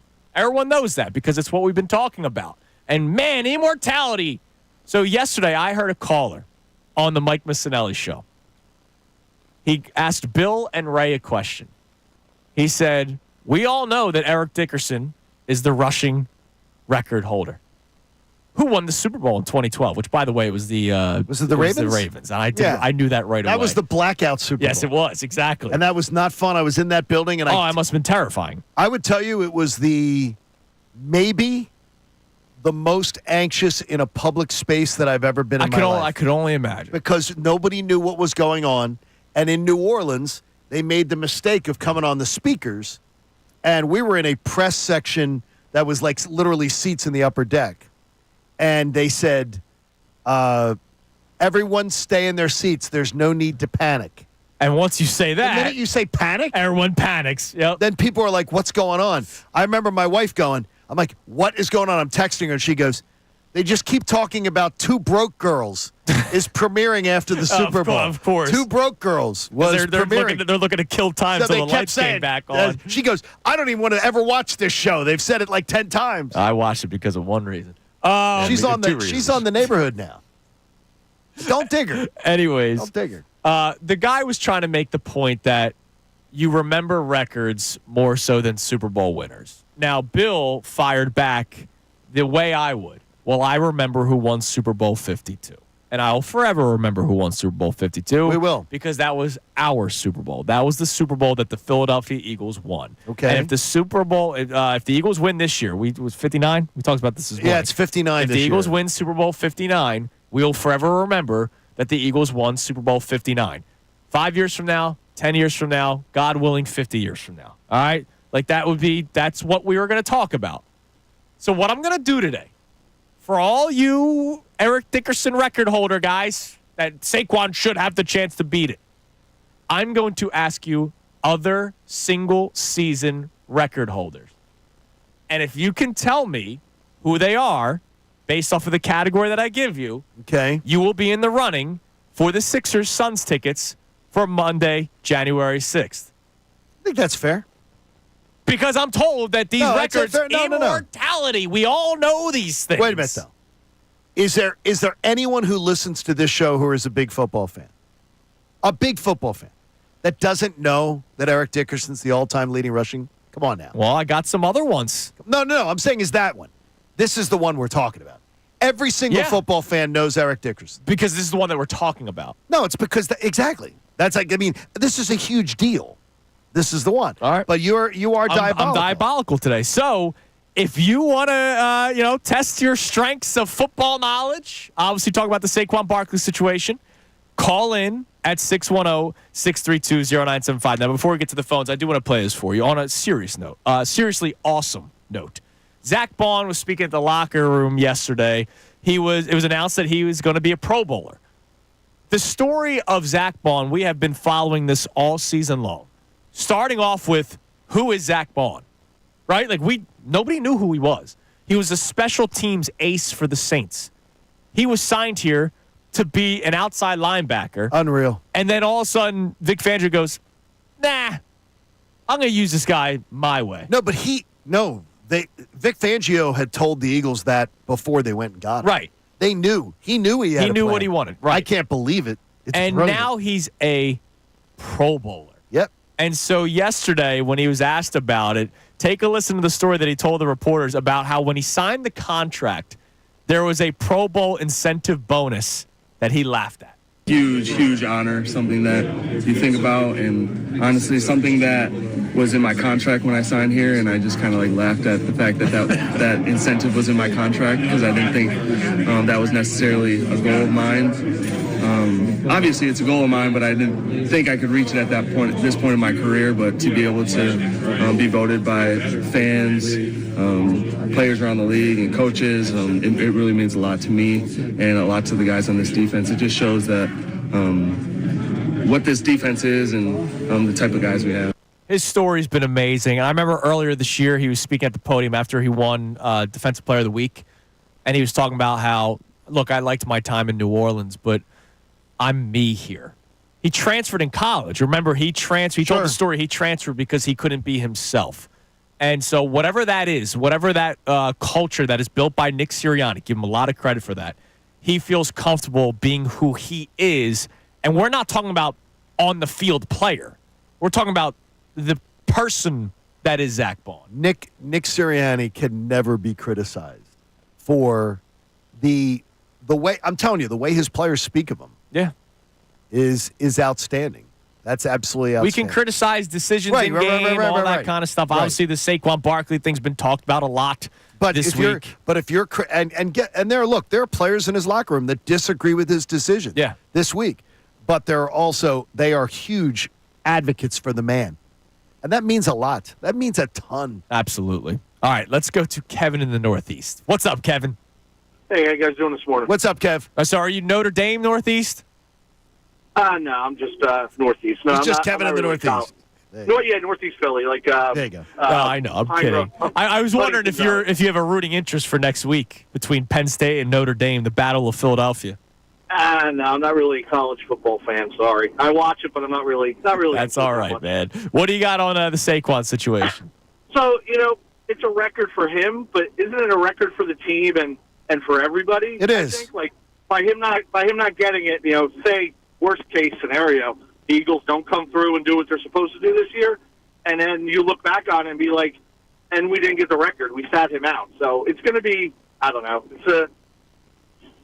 You can't win either way. You play, he gets hurt. You're screwed. And they're avoiding that risk. That's the biggest thing when it comes to the decision. The only thing is that honestly, if the Eagles lose the NFC title game on the road, if the Eagles lose the Super Bowl and play a good game like they did they play a great game in the Super Bowl and they come up short, I'm not going to be saying, damn, if they had only gotten Saquon the record, it would have made this season better. No, I'd be pissed. I got to tell you this, though, and this is going to be bad. This is going to sound terrible. Uh-oh. I've never been pissed off at the end of a season where they didn't win the Super Bowl. When they lost the Super Bowls, I got you. I've been pissed the NFC title game losses. A Super Bowl season, I'm like, damn, that was a great year. But isn't it getting? I don't know. No, I understand. I'm on your side, Kev, about I think they should go for it, but I don't think it's going to affect my season. Yeah. All right, Kev, real quick. Why didn't you leave him in last week and finish it? To get to 2,000, Well, that is also a historic mark. Numbers counted last week. They don't count this week. All right, Kevin, I told you I'm feeling diabolical. So you believe the rushing record would be a team record? Yeah. Would you also agree that rushing touchdowns is a team record? Yes. So who has the single season for most rushing touchdowns in a year? Who has that record? Can I get any kind of hint? No. Single season. I want to say it's. Is it Emmett? No, it is not Emmett. I got it. See, that's the point I'm trying to make. That's your boy LaDainian Tomlinson. That is correct. He had 28 in 2006. Yeah, but that Remember number that is season. not. I get your premise. That number is not this number. Fine. That number is this number is not the number that he's going. This number for Saquon Barkley is who's the home run champ in baseball. Depends who you ask. Well, I guess Barry Bonds. exactly. But exactly. That's this number.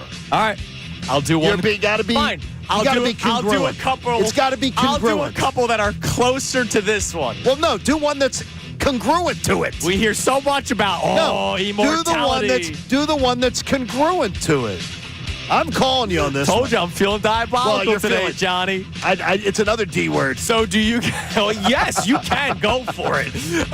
If you want to test your luck, because I'm saying luck, you can at 610-632-0975. We'll continue this discussion. I know some people want to talk about the Civil War in Philadelphia as well.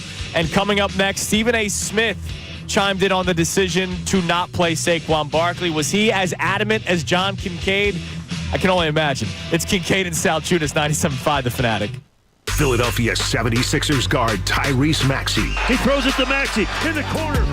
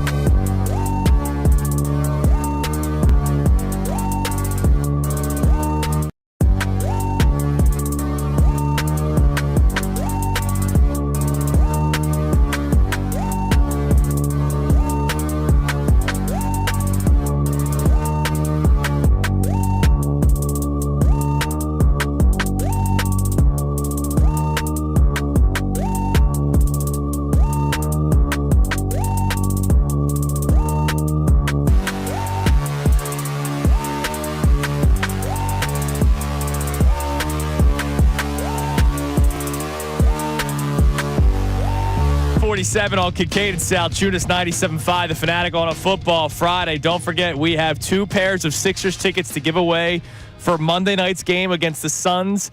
If you play Andrew's diabolical trivia game, you may get to dress because everybody's all record up. But if I tell you other single season records in that the are NFL, congruent will to you it. be able to name them? That are congruent to it. I'm calling you on this one. You're not going to punk listeners. Connor knew right away. You're not going to punk our listeners on a thing. That record is not. LaDainian Tomlinson's is not in the pantheon of records. That's team it's record, not comparable. baby. One, I think I'm going to get all of these. 2, I think you should. I think you'll get most of them. That LT record, like, you got to think back to that season, man. I was a kid. It That's was all I amazing. remember. Imagine That was having him on amazing. your fantasy football team that back record- then. And Sean that record Alexander is and not him this dueling record. back and forth Alexander, in that yep. era.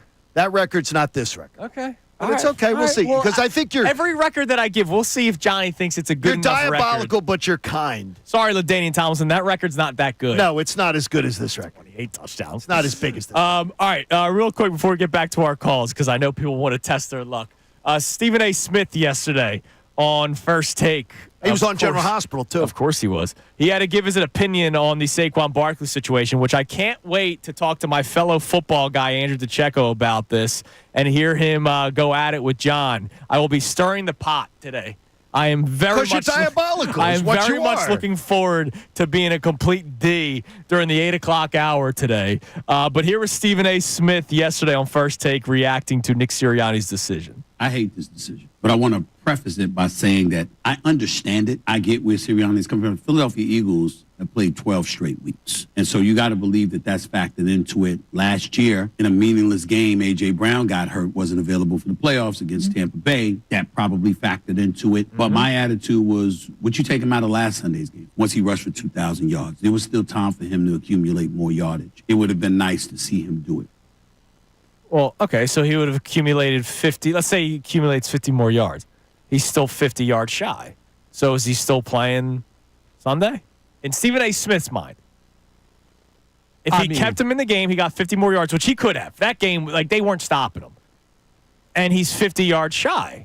Then what do we do? I'm not going to pretend like if he had less yardage to gain, it would have increased, like would have not if he was increased like the 20 chance. yards away, yeah. Even 50. Like, the more you go down, the closer he would have been, the harder the decision gets. I don't think this was just a blatant, like, he doesn't start under any circumstances. Right. 100 yards is, and again, 47.5 yards he averages in the first half this year. So it would mean he would go into the second half.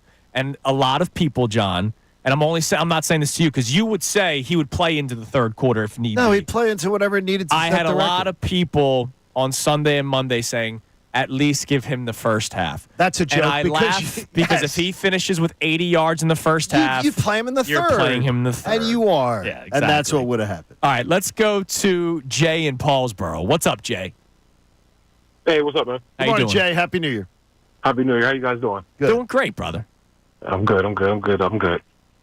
By the way, I like Paulsboro.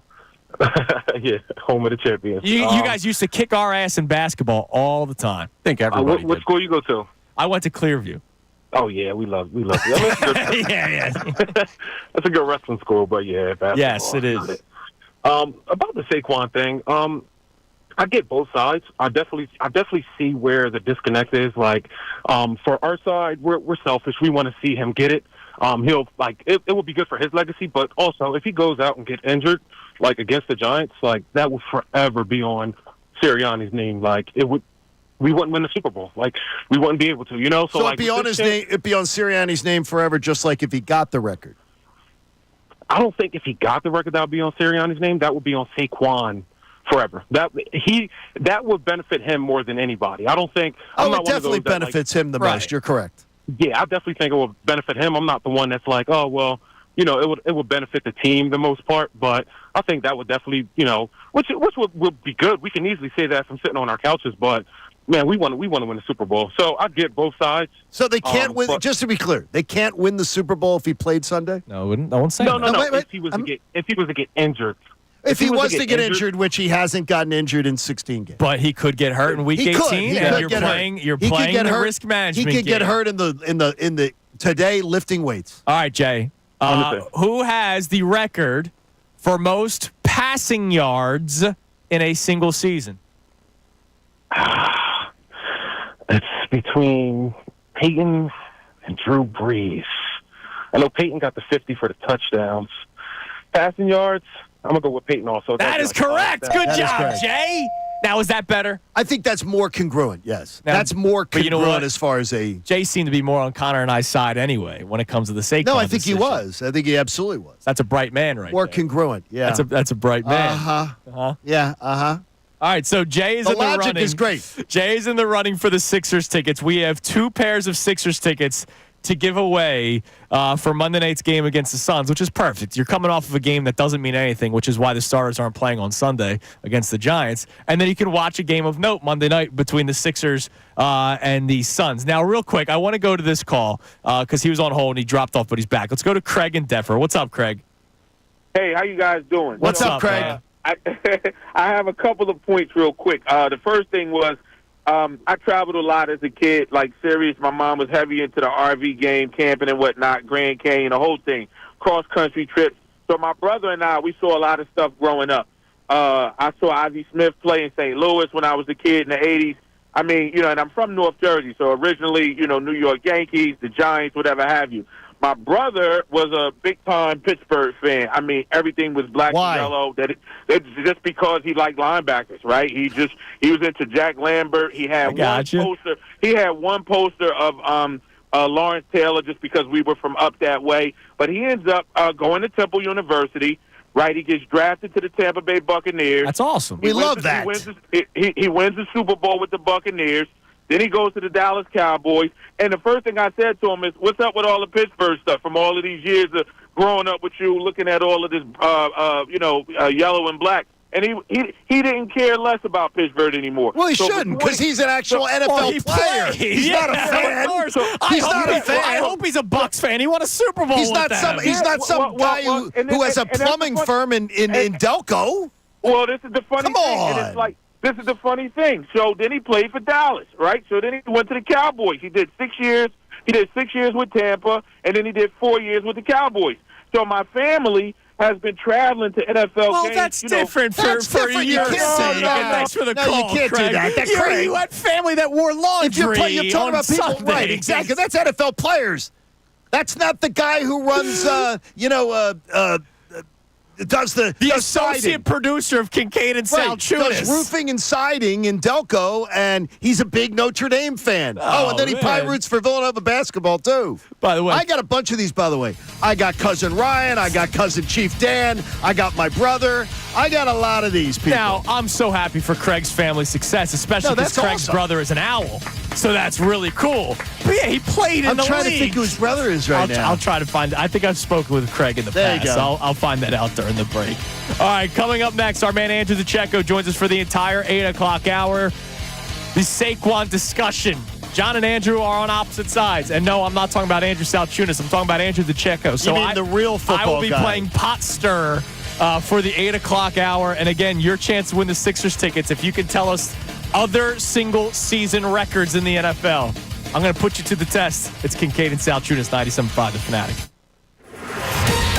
Fanatic Sports Update. No seating changes for the Birds. I'm Connor Thomas, and this update is brought to you by Bet Parks. Join Seth Joyner and D Gunn for the Bet Parks pre- and post-game shows live at Parks Casino for every Birds game. Must be 21. Gambling problem? Call 1-800-GAMBLER. This Sunday, when the Eagles take on the New York Giants in their final regular season game, no seating changes for the Eagles are up for grabs. They are locked into that 2 seed. So with that in mind, the injury report, well, a lot of guys resting through practice this week and a lot of guys resting for the game Sunday, according to Nick Sirianni. This, of course, includes Saquon Barkley, who is just a couple yards short, 100-some yards short of the all-time rushing record in a single season set by Eric Dickerson. Jordan Renan brought up an interesting point. He covers the Giants for ESPN and joined the Mike Missanelli show yesterday about how the Giants would have defended Saquon Barkley. Yeah, I think there would have been like 20 guys at the line of scrimmage on every play. I really do. They would just keep running it until he gets it and then, move on from there.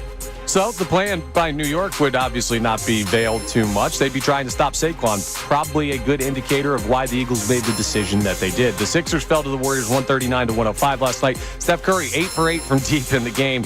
That's vintage Steph Curry. The Sixers play the Brooklyn Nets tomorrow at 6 p.m. in the final game of their road trip. The Flyers fell to the Golden Knights 5-2. They're off until Sunday. Andrew DiCecco will join us coming up for the 8 o'clock hour, so he'll be with us next. I'm Connor Thomas for the home of the 76ers and Flyers, 97.5 The Fanatic and 97.5thefanatic.com.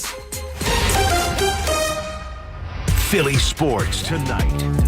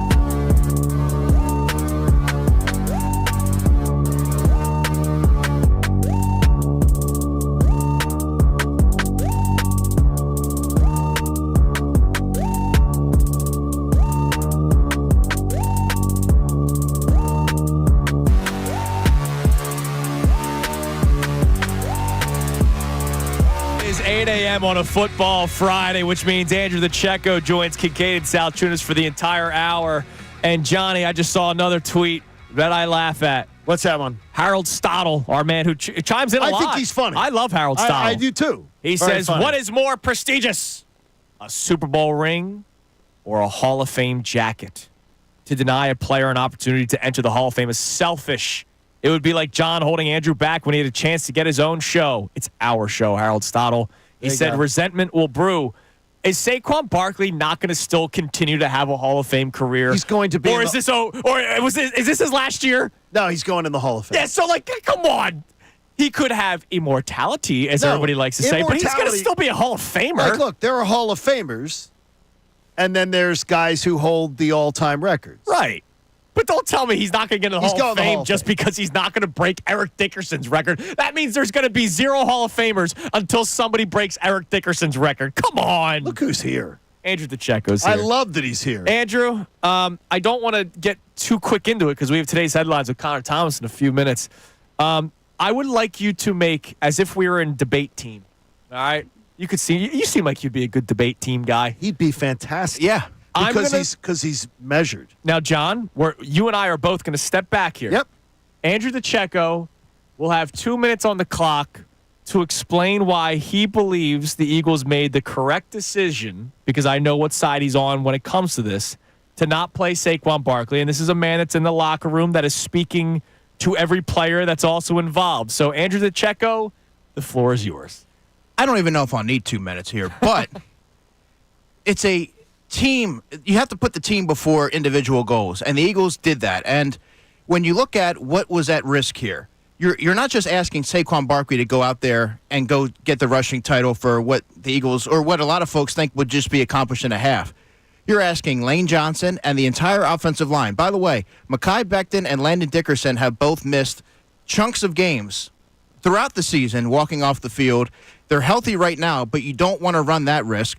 Lane Johnson has missed plenty of time. Jordan Mailata has spent time on injured reserve. A.J. Brown is on the injured list with a knee/rest, and he has been for the past couple of weeks. You want him operating at full capacity come postseason. So it's not just Saquon Barkley that has to go out there. He's not going to accomplish the record with, Fred Johnson at right tackle. That's just not going to happen. And the sentiment that I got from a lot of players in the locker room post-game, Andrew, was that the Eagles were happy that he got 2,000, and that's an incredible feat in and of itself. 2,005 yards. 2,000 yards, there's only 9 players. He's one of 9 players in NFL history that have accomplished such a goal. And that should be, that's pretty impressive. And Saquon Barkley has said, I didn't come here for a individual goal to accomplish a rushing record. I came here to win a Super Bowl. Okay, well, it's Nick Sirianni's job to make sure that he's taking all the proper precautions, considering all factors, and putting his team in the best position to accomplish the goal, the team goal, not the individual goal. And when you put players out there in a meaningless Week 18 game and you're looking at it in terms of an individual goal, that's where problems happen.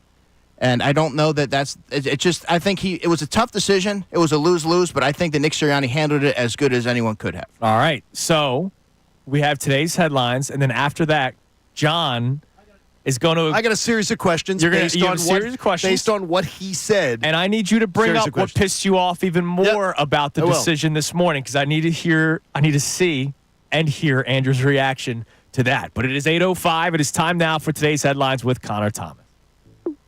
Today's headlines with Connor Thomas. Hello, Connor. Hello, boys. So we're going to talk about Barkley to start out. Charles? Not Saquon. Yes, we're talking about Charles. Are you serious? Yeah. I was just joking. I thought Gnarls Barkley. Gnarls. I think we've got enough Saquon for right now. We'll get back to it. But Charles Barkley, this was requested by Mr. Salciunas. Yes, it was. I will not hide from that fact. Charles Barkley had some interesting things to say about J.J. Redick on a recent broadcast. I'll let you guys listen. JJ, you come for the king, you better not miss. Because I can get you, brother, because I got your Lakers games. You can't hide them flaws they got. You just a dead man walking. They got rid of Frank Vogel, who did a good job. They got rid of Darvin Ham, who did a good job. But you came out there thinking you were going to change things with that same ugly girl you went on the date with. So, what stemmed from that is J.J. Redick blamed Inside the NBA and other media shows for the decline in interest in the NBA. Really? And the reason why the NBA is not as good of a product as it used to be is because of the media. Really? I don't know what that means, but J.J. Redick, who forgive me. I may forget. Was he not also a part of the media before this job? He was. Interesting. Oh, but he was different. He said it like it was. I'm X's and O's. No, he just talked down to everybody that listened because he is a pompous, insufferable ass. Condescending. And I'm rooting for his failure in L.A., and it sucks because I would like to see more success for LeBron before he's done because I don't think the Sixers are winning the championship, so I might as well root for LeBron to have more. I think J.J. Redick is in over his head as a head coach, and now that he's starting to go in other routes as to who to blame for lack of success, and by the way, his team's 5 games over 500. It's not like they're bad, but to start blaming the media, like, what are we doing here? Yeah, I mean that's kind of on brand for J.J. Redick. Yeah, and look, yeah. I don't root for anyone's to fail. Oh, no, I'm rooting for his failure. I'll do that for you. I'm not a hater. I would never do that. I will. But I would say that he is very condescending, and it's very easy to kind of go against anything he's a part of. Yeah, rooting for his failure. I'll do that for you.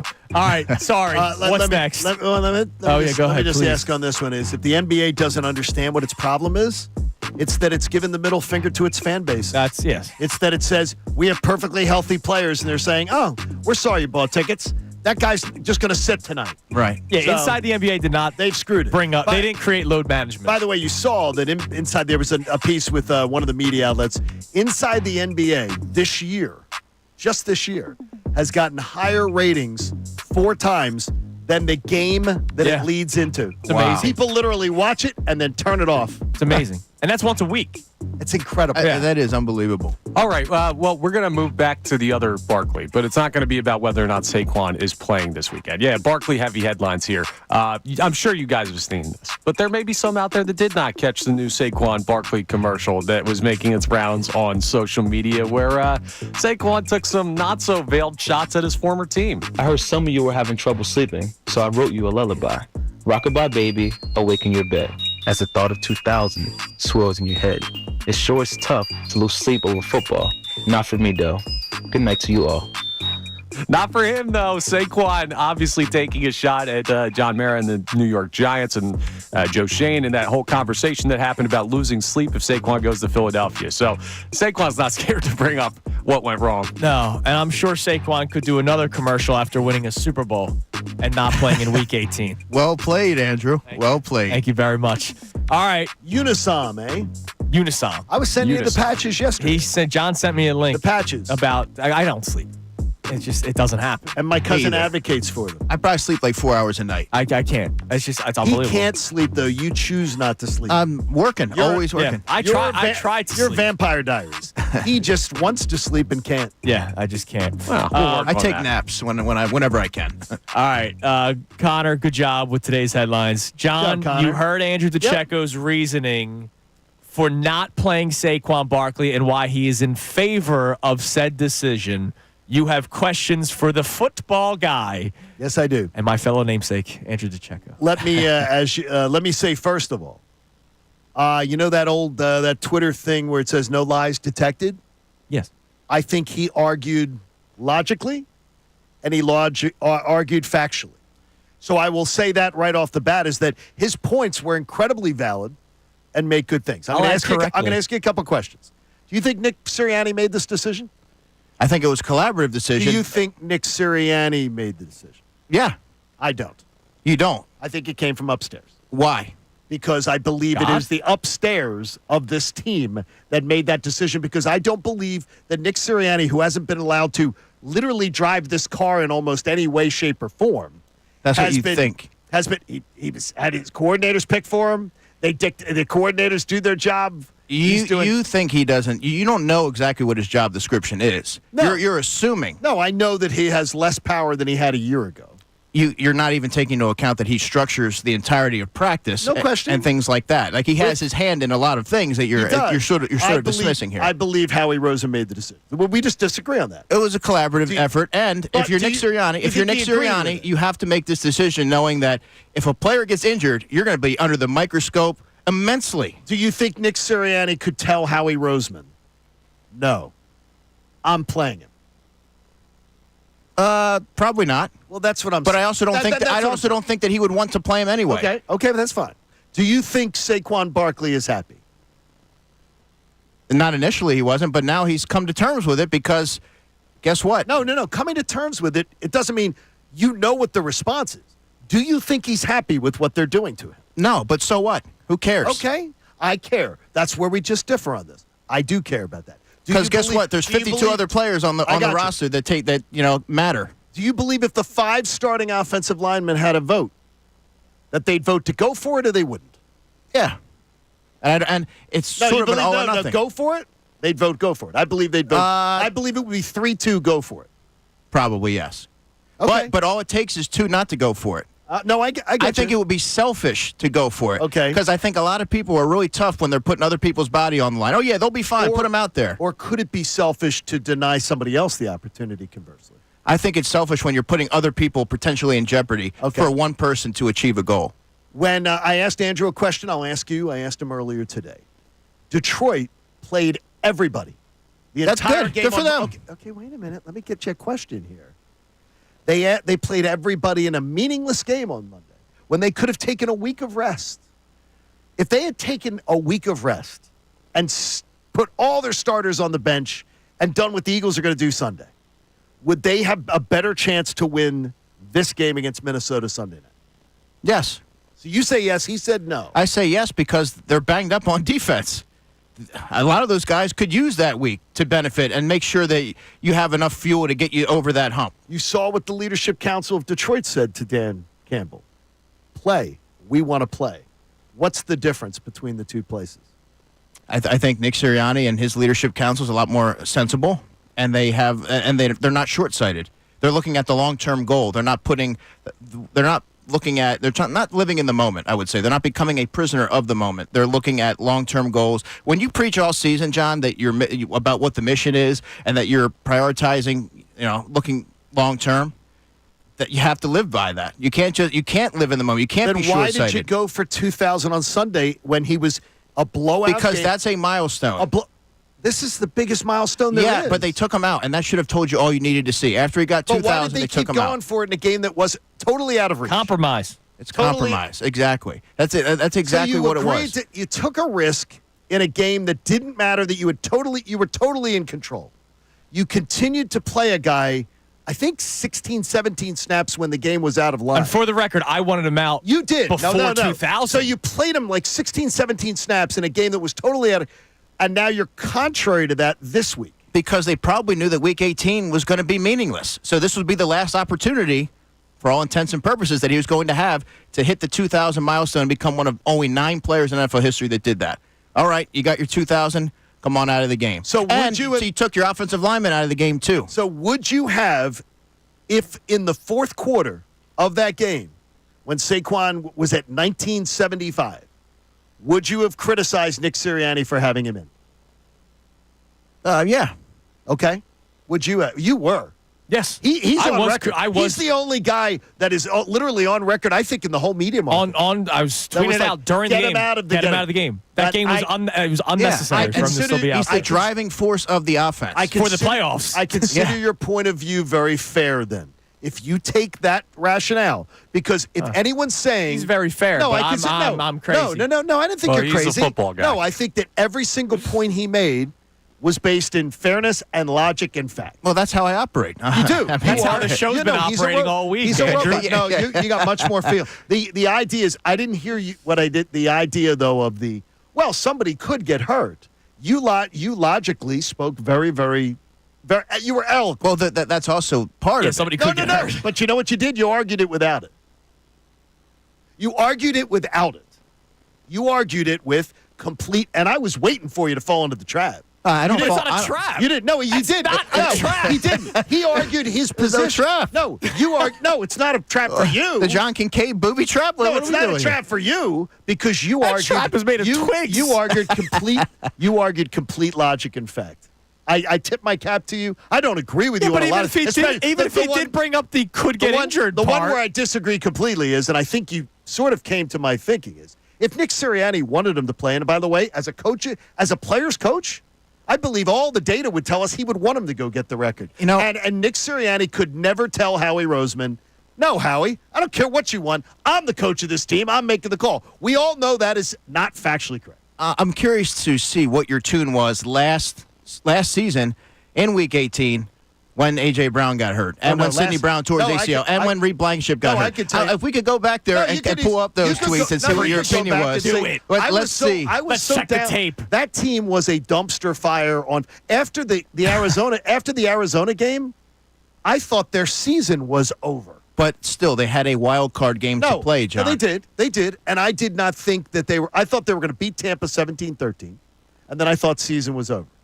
What was your sentiment at that time? Why were they in the game? No, my sentiment was the idea of the fact is that he woke up the morning of the Bucs game thinking the Eagles were. No, I thought they're going to win. I did. I thought they're going to win the Bucs game. I thought it was going to be the ugliest game, and we did the show that morning. It was a Monday. Yep. And I said, and it was snowing that day. And I remember saying this is going to be the ugliest game you've ever watched. This is going to be terrible football. They're a bad football team. Because remember, Baker got hurt in the Carolina game. We were thinking Baker wasn't even going to be right, and then he ended up being fine, just like Patrick Mahomes. Yeah, so I mean, I respect all three of your opinions on it. I think you argued a great case on that, but to me, I'm floored. The coaching community, the ex-coaches community, Tony Dunn should be on with us Tuesday. Tony agreed with him completely. Damn right. Most of the coaches that have spoken Smart man. have disagreed. That's a Super Bowl winning head coach right there. It is a Super Bowl winning head coach. Yeah. There you That's go. all you need. He knows what the big picture is, and that's playing for the Super Jimmy Bowl. Johnson disagrees with you, but he has two.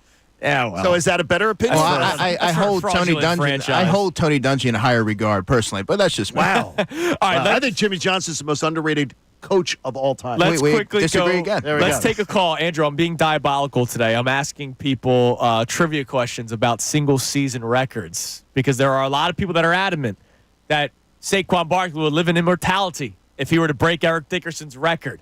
So I'm trying to throw out other single-season records to see if people can get them. Let's go to John in Swedesboro. Johnny, you're on 97.5 The Fanatic. Hey, how's it going? What's up, man? I think I'm on the side of John Kincade right now. I like Barkley. I would love to see Barkley get the record. Just want to see the side of history, you know? Yeah, I mean, it would be cool to see it, but it's not going to happen because the Eagles made the right, smart, logical decision to rest their starters because the bigger picture is the playoff game, which happens next week, by the way. So on record, and let me just make sure here that we got so John, on record, these guys will all hold them accountable. If they come out and play like crap after all this rest and they lose a game, they will all say, you know, maybe we shouldn't have taken the foot off the gas. I would not. And I don't think they would lose because of taking the foot off the gas. If they lose, it's because of other circumstances. You can think whatever you want. They've been playing like a juggernaut. Yes, they have for absolute since the 2-2 start. Well, yeah, so they've been playing that long since the 2-2 start. But we're now putting a break on it. So we're now putting a break on that. Yeah, we'll put a break on it. John, all right, here's your trivia question for the Sixers tickets. Right. Who has the single-season record for most receiving yards? Receiving yards?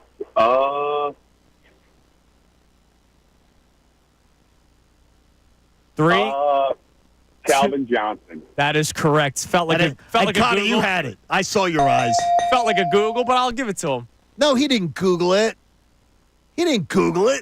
You didn't, Connor. That was not me. The caller. That was a lot of but he wasn't Googling that was a lot of us. That's okay. That was a lot of us. We'll count it. I believe in our But I'll callers. give it to him. So John is in the running for the Sixers tickets. We have two pairs of tickets. We have two candidates right now, two qualifiers, I should say, for the Sixers game Monday night against the Suns at the Wells Fargo Center. Single game tickets are on sale now. I am giving out single season record holders. I was yelled at for the first one by John Kincade. Who has the most rushing touchdowns in a season?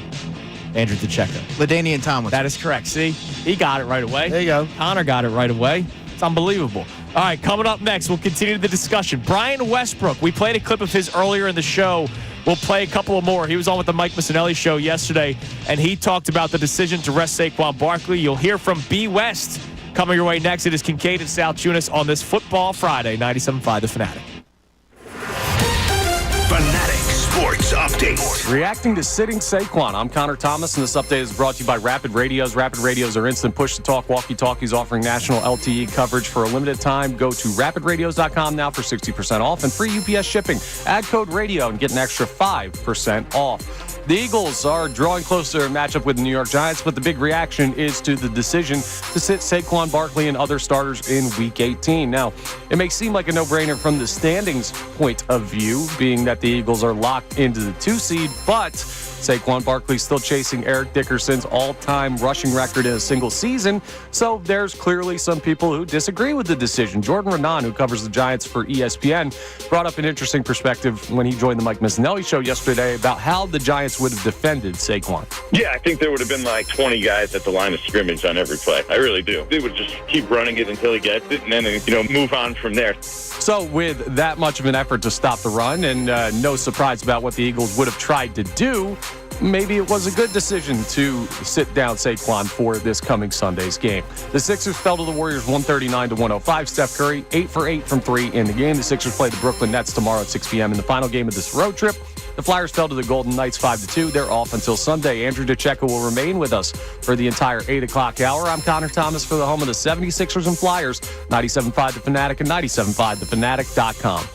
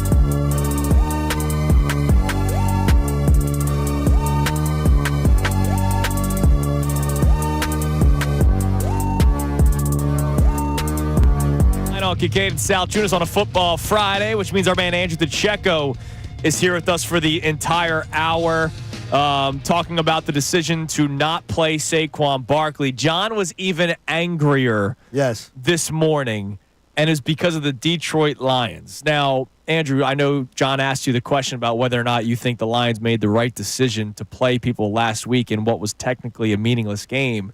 With this weekend's game, all that matters between the Lions and Vikings.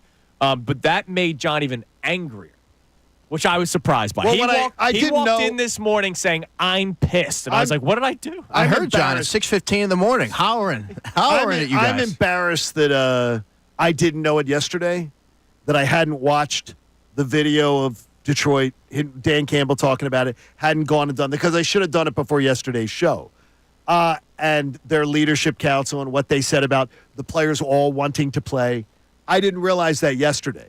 And so it did. It gave me more like, are you kidding me? Like, I just think that's the way it should be. Playing is you play to win the game. Yeah, exactly. Again, in the 7-team playoff format, a 3 seeds won the Super Bowl, a 1 seed, a 4 seed, and a 5 seed. But what did I tell you earlier this morning? You tell me that stupid bye week stat, which does not. You're Mr. Stats. The Super Bowl. When stats go your way, you like them. When they don't go your way. That's not a stat. That's like saying teams that wear red. Andrew, the stat that I gave, because I just Googled it, I was curious. Over the last 10 years, the teams that have won a Super Bowl have had a bye between week 7 and week 12 or week 11. I forget what it was. Not week 5. Yeah, exactly. That matters. And if had the starters played, John. No, you got to say them. That's the reason. That is a contributing factor to them winning the Super Bowl. Yeah. Correct. How can you? Okay, you're a facts guy. Can you do anything to prove that to me? You're a facts guy. When you're healthier, when you have more rest. You can't prove that they were, though. You can't. You can't prove against it. But that's what I'm saying. So you don't argue that. Well, I mean, you're asking. You just made my point. You don't argue a stat that John, neither side can argue. You can't just give the burden of proof to the other side to make your point. I didn't. I'm not arguing. No, because I'm saying you can't argue something as a fact or a fact without being able to point to where it's a fact. I'm not arguing that it is. I'm there, and you see, you're arguing that it isn't. So the burden of proof exists on both sides. No, the burden of proof, and there's no burden of proof that it does, that it did contribute to these teams. There's nothing factual that anybody can point to. I mean, it's awfully tough to go 17 straight weeks playing your starters and win a Super Bowl if that's your ultimate goal. Well, which is what you're asking them to do. Okay, what I'm saying to you is that in the old days of the teams did it. So 17. I'm trying to do the math of when it was 16. They won 19. Teams done it without bye weeks. The first 25 Super Bowl champions. Okay. They played 19. Okay. So I'm saying to you is I'm talking about this team. Modern. Okay, no, what I'm saying is what's the difference between modern? It's playing football. I think it's a pretty big difference. Okay, what's the difference? These guys are these guys now are more athletic, better trained, hit harder, better thing. There's all going into it. Hit harder. Yeah, but they also don't practice like practices players did back then. Jalen Carter is 300 pounds and runs a 4.5. They practice 1/3 the time in pads. I think you're being awfully bold with other people's bodies, putting them on the line. You think it's just going to be okay? You should just roll them out there and they're not going to have any issues. And you're not taking into account the nicks and bruises over the season and how critical this week is with them resting to their success. Okay, should Washington and the Packers rest this week? They can't change their status, but they can change their seating. So what is it? Yeah. They can change their seating. What? No. What are they playing for? Again, are they playing to avoid the Eagles? If the Packers don't want to play the Eagles, or let's say the Commanders don't want to play the Eagles, which they may know that, hey, if Jalen doesn't get hurt, we lose that game. They win, they're the 6th seed. Okay. So they avoid the Eagles. So you think that's what they're doing, though? It could be. No, I know it could be, but do you think that's what it is? I'm asking you. Do you believe that? Probably be a smart thing for them to do. You think that's what it is? Yeah. I think the Eagles are the best team in the NFC, and to avoid them would be a smart move on their part. Probably is play. Do you think that would you think if either one of those teams rolled over this week and didn't play their starters and just gave up and said, the Packers, I'm going to be the 7th seed. Would you have a problem with it? No. No, because they're going to go into a playoff game thinking that they're healthier. But they can improve their status. They could. The Eagles can't. I understand, but the Eagles can't improve. I'm asking you about them. I'm not asking about the Eagles. All right, so I'm asking about the Packers. Then they go, we're going to try to go into Lincoln Financial Field as healthy as possible, which is why last year I did not want them to play Week 18. They weren't going to beat the Bucs. I didn't think that they were going to beat the Bucs. I kind of had that weird fuzzy feeling that you had the morning of as well. But my thought was if they went into Tampa healthier, which, by the way, Baker Mayfield got hurt in the previous game against the Panthers. If the Eagles just went in healthier, maybe there's a chance they win. Do I think they're going to go on a Super Bowl run? No. They would have lost in the second round of the playoffs. The second A.J. Brown went down, there was no shot of them winning. None. Right. It's your job as a head coach to do everything in your power to get your team into the postseason as healthy as possible. What happens in the postseason, obviously, you have no control over because you're going to get a lot of folks that are going to say, yeah, but they can get hurt on the first play of a postseason game. Yeah, but your job is to get them there so that you're maximizing and preserving their health through that stretch run. All right. Yesterday, Brian Westbrook was on with the Mike Missanelli show, and he says that he would have gone for it. Well, Mike, not only that, 101 yards away, you get to break this record against a team that called you this $12 million running back, this guy that you just kind of hand the ball off, that guy that had been truly the face of the franchise for a very long time, his entire career, and then you're saying, okay, we'd rather pay the quarterback and not pay you. And so, to me, there would have been no question about it. I would have went for the record. These types of records, it's lasted 40 years because it's so hard to get to. It's so hard to be healthy. It's so hard to be consistent. And I think Saquon deserved the opportunity. I think the offensive line deserved it. I think the coaching staff deserved the opportunity to go for the record. And I understand the thought process. Hey, you want to be healthy. But he's been healthy all year. He's done his job all year. This offensive line has been consistent all year. And I get to do it against the New York Giants.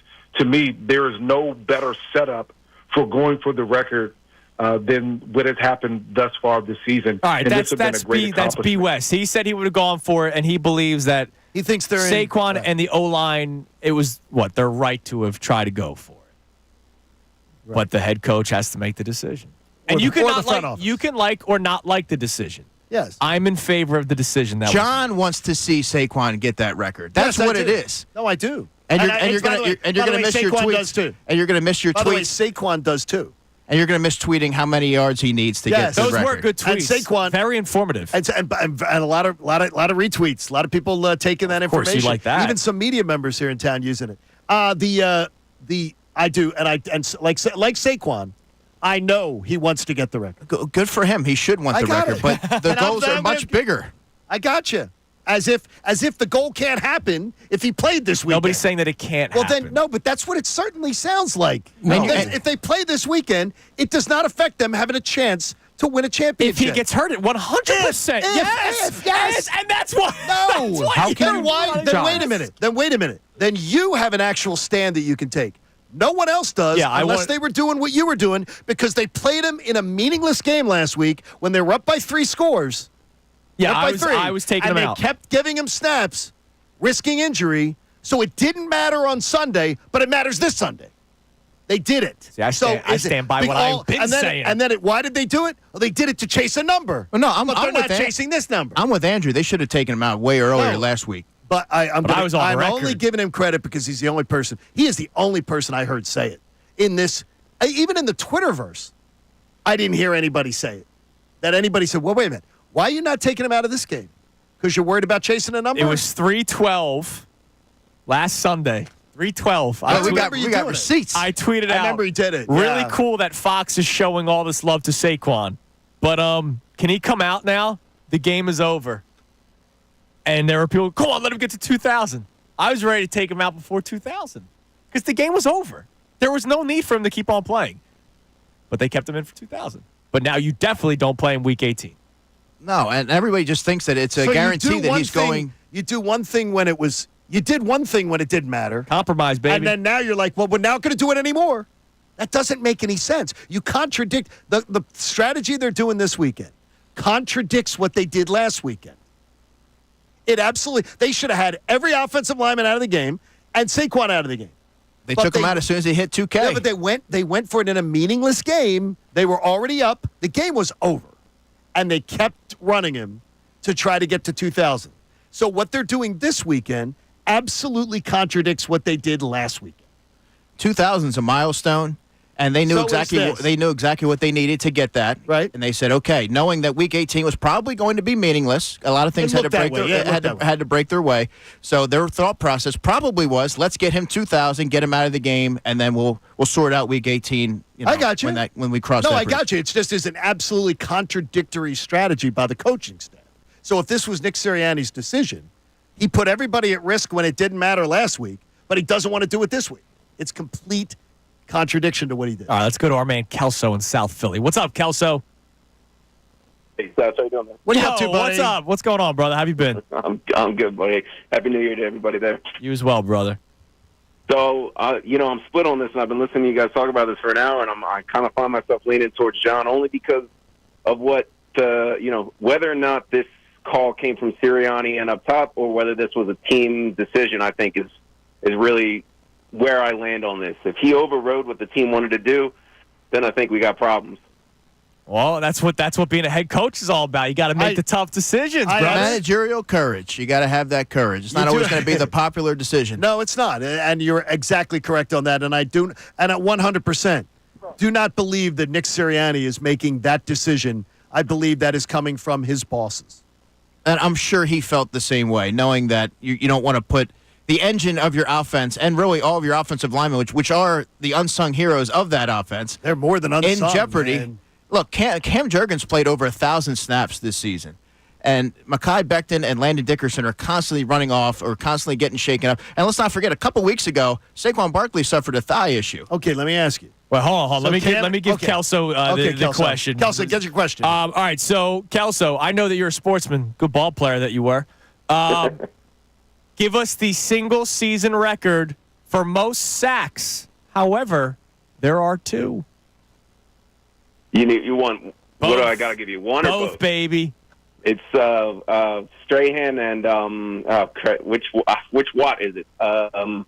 Immortality. You gotta know. You gotta know if it's immortality. Is it TJ? That is correct. Good job, buddy. Good stuff, man. Good stuff. So that is really good. Hold that question for Andrew coming up next. You'll ask that question. And we have another thing that we do have to bring up. Who plays? Can't wait to get into this. Because we have to choose who's valuable. No, there's a way. Who's worth protecting. We got a good conversation coming up. He's got it. E.J. Jenkins going for 100 yards this weekend. It is Kincade Salciunas with Andrew DiCecco for the rest of the hour here on 97.5 The Fanatic. Now, a Birds Insider update on 97.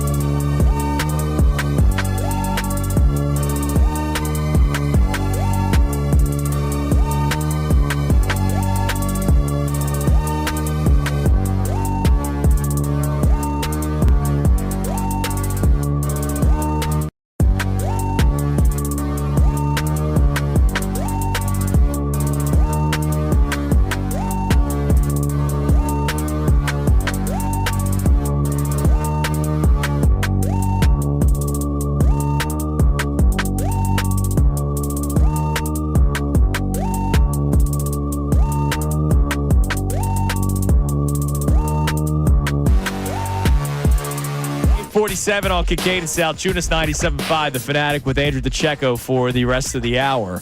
Before we get into who plays on Sunday, because John was very angry about this yesterday, picking favorites. What was the question? Yeah, this is where you find out who your favorite kids are. Well, what was the question you were going to ask Andrew before we gave Kelso one of the questions? I even forget. I'm sorry. Oh, well, it was about Saquon Barkley, as you can imagine. No, I mean this is like to me, you talked about like the guys being banged up. Yeah, I think on pretty good authority, 3 of the 5 offensive linemen would have voted yes, and Saquon would have voted yes. Yeah, but it takes 5. No, I got you. It's easy math, but no, I got you. But I'm saying is the idea is that they wanted to go for it, so they're not obviously worried about being banged up as much as you are. But maybe 2 of them were. No, I get on And that. beyond that, not just the offensive line. I don't know if you listened to A.J. Brown after the game. But I did. He was like, clear. It sounds like he would have been more than fine with sitting this week. No, he was clear. Yeah. He said rest every. No, he didn't There leave you any. go. He was didn't not leave any. afraid. Now, Devontae was not. That's a pretty prominent voice And right Devontae, there. well, I think he's probably going to last year 18, right? Yes. He probably Even still, going. he's dealing with a knee issue. It's been on the practice reports. I mean, he's pretty important to your if you want to have a deep postseason run, you have to have A.J. Brown as healthy as possible. Everyone's going to be nicked up at this point in the season, but right, he's too important. Landon Dickerson is too important.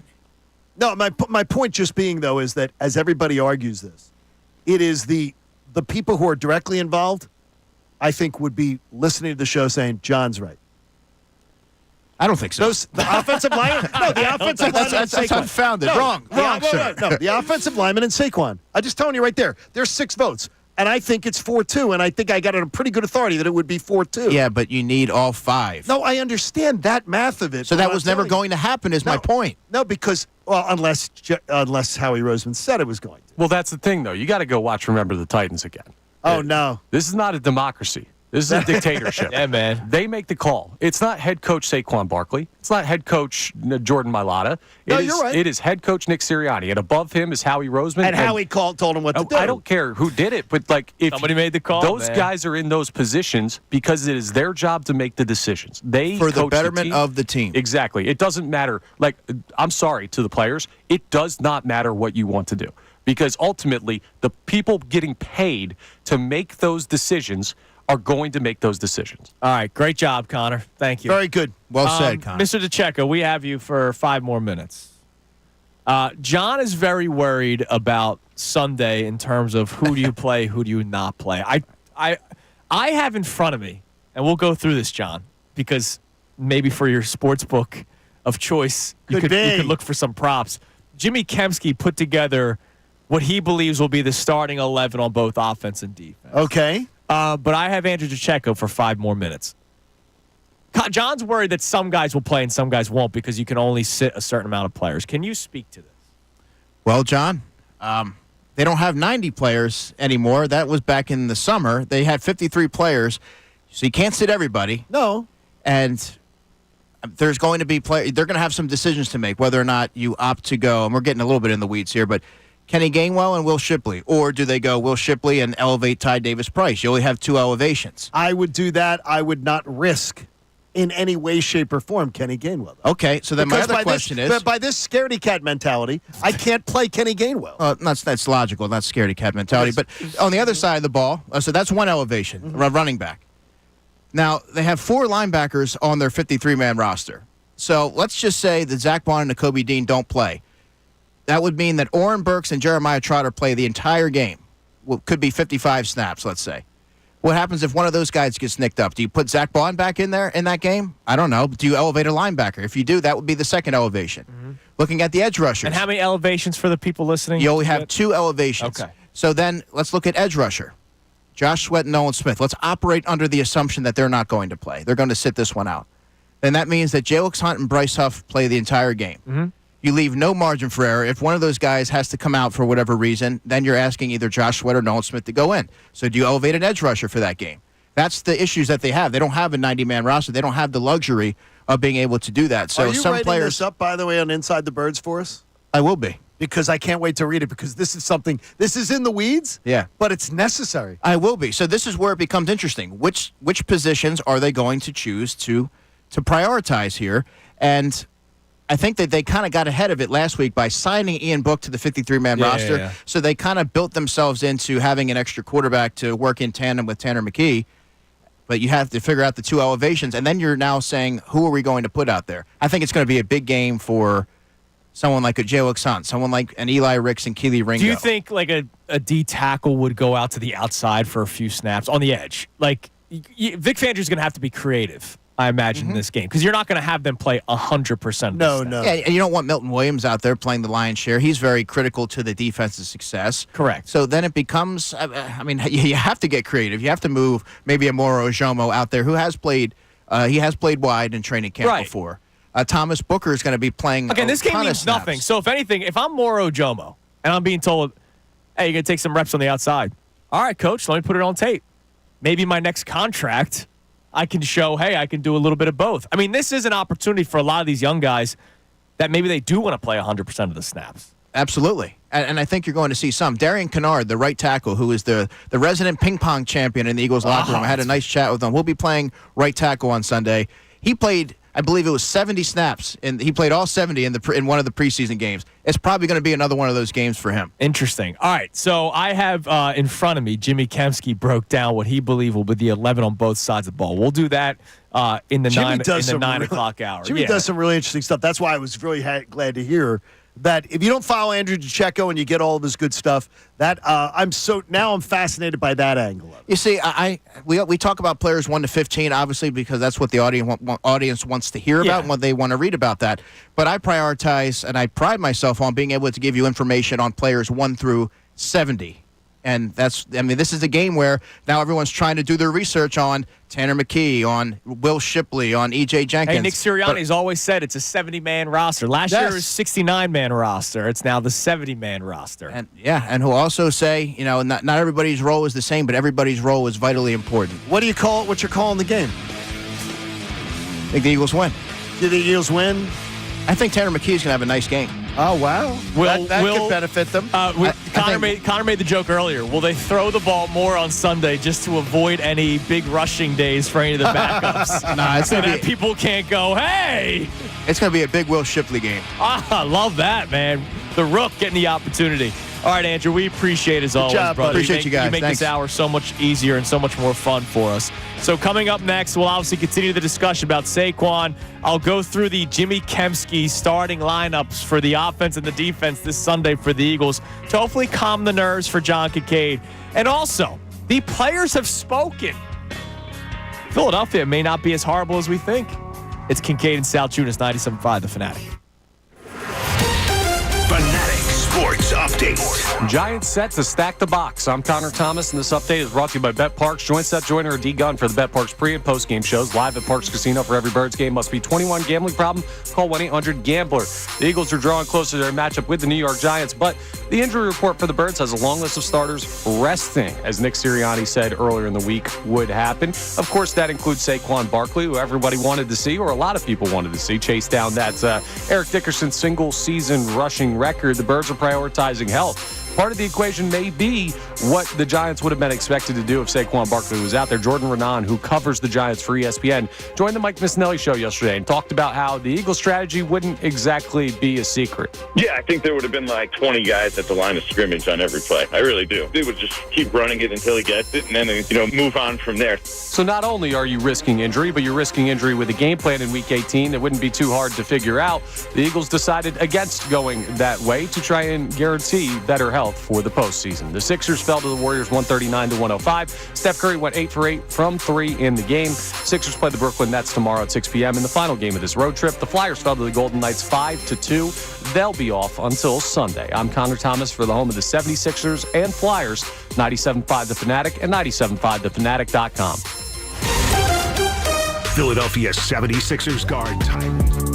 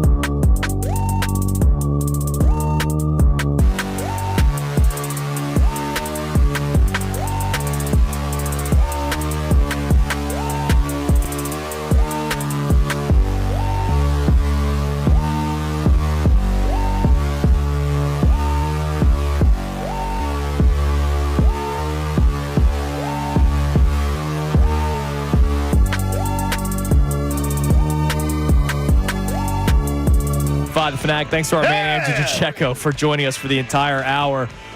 Don't forget, I have a couple of single-season records that I could still give out to callers at 610-632-0975 for a pair of Sixers tickets. We have 2 pairs to give away. I know we have 3 qualifiers right now. We also have a pair of tickets to see Alice in Chains and 3 Days Grace on Saturday, May 10th at Freedom Mortgage Pavilion. Tickets are on sale now. Ticketmaster starting at just $25 for the lawn. So if we have 2 Sixers winners out of our 3 qualifiers, the third qualifier out of the hat will get the Alice in Chains tickets, or we have more qualifiers if more people get some answers correct. I tried to stay up on music. I could not give you an Alice in Chains song title.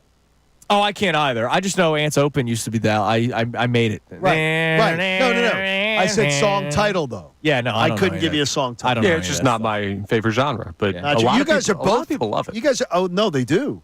You guys are both country guys. Yes. Hell yeah. Yeah, You but I both also like don't, country. but I don't know. You don't know a lot of I don't performers. know people. I know the You know song. I can songs. sing a song, and you will tell me who sang that. I'll say I have no idea. There's a lot you don't know, buddy. That's It's true, okay. but I know ball, and I know I'm on the right side of history when There's it a comes lot to you this don't know. starting Yeah. or sitting Saquon Barkley discussion. Now, I want to ask you this question, Johnny, before we get to this Jimmy Kempski starting 11 on offense and defense for Sunday's game for the Eagles. Sure.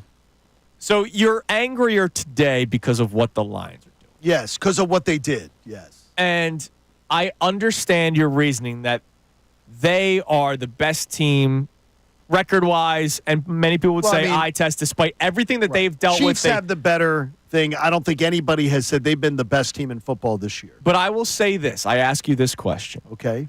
Because you and I were also on the same page about playing in the preseason. No question. And what did we always do? Andy's playing his guys in the preseason. Yep. Patrick Mahomes is playing in the preseason. Mm-hmm. They are not only the first seed in the AFC and getting the first round bye, they're resting a lot of starters, including Patrick Mahomes, this weekend. So why wouldn't you rather try to follow the standard of the dynasty Kansas City Chiefs, and instead you're looking at what the Lions are doing? I'm floored, too, because it hasn't necessarily been his thing to do this, Andy. Mm-hmm.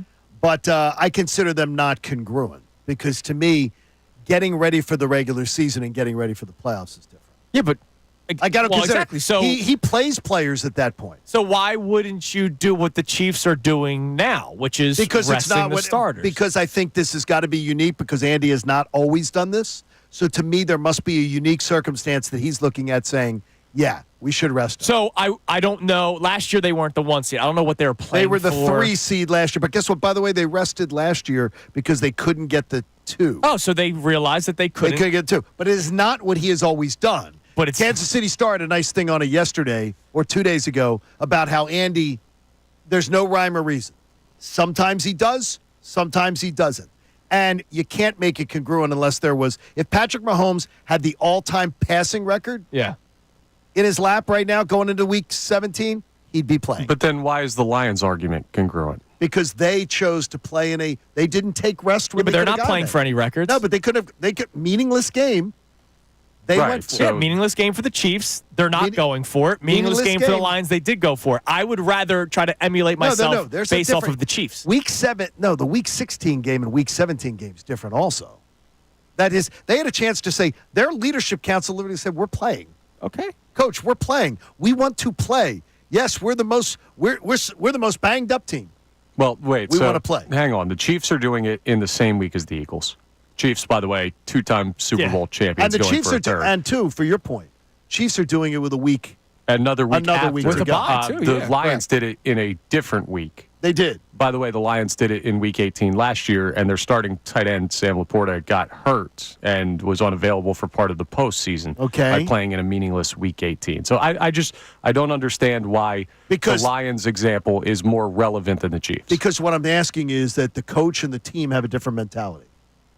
The coach and the team have a complete different mentality. Yeah, but the team with the Lions say, let's play because we want to play football. The Eagles want to play because they want Saquon's record.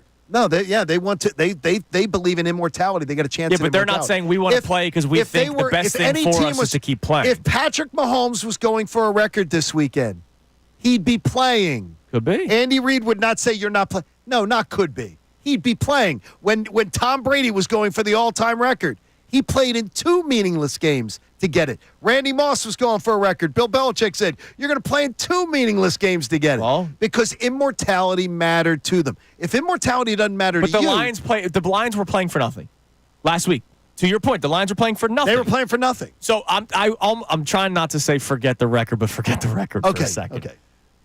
Last week, the record didn't matter last week, right? So it didn't matter. Last week didn't matter for the Lions, and they played. This week doesn't matter for the Chiefs. They didn't play. What I'm saying is I would rather emulate myself based off of the dynasty that is the Kansas City Chiefs. But if you go by the dynasty, as I point out to you, that has not been the way that Andy Reid has always done it. Back-to-back years now. Now, if Andy Reid has always done that, that's different. And we're saying Kansas City Andy Reid, not Philadelphia Andy Reid. No, Andy Reid they said there's no rhyme or reason to what he does. But I think he thinks this year they've been scraping by. Fine, I'll do this. Whatever Andy decides the week of, I'm following what he said. Whatever. If Andy said, you know what, I'm playing everybody, then let's go for Saquon's record. Can I just say something to the fan base real quick? I just don't understand this. Are our attention spans really this damn short? Well, yes. How long have we talked about this Eagles team with Super Bowl as the expectation for? Since before the season started.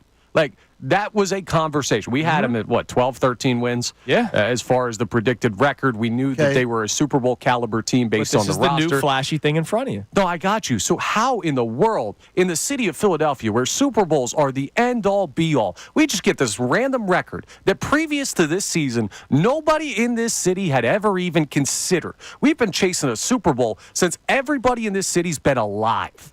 All right? And I know you got one in 17. We want more. They deserve more. You should have had more by this point. So now, all of a sudden, this record that wasn't important to anybody here, nobody was like, well, it'd be really cool this year at the start of it if Saquon Barkley breaks the all-time. No, nobody cared. So now, all of a sudden, it flashes in our peripheral while we're on the path to a Super Bowl. And our attention spans are that short in this city that we're willing to potentially trade that for this? What was Detroit's mantra before the season? They lost the NFC title game last year. Yeah, they wanted to win. Their whole thing is winning the Super Bowl. Okay. So they totally have a contrary point of view from their leadership council, from their head coach. But I think what Connor's also addressing I get what you're are saying the people, and now that we've heard national people say it, but there are Eagles fans that are straight up saying, well, now you better win the Super Bowl. Well, that's Isn't ridiculous. that always? Isn't that what the goal should have been from the beginning? But to Connor's point, my buddies in Detroit, their radio station, fans were losing their minds that they were going to play their starters on Monday night. Losing their minds. Going, look how many players we've lost.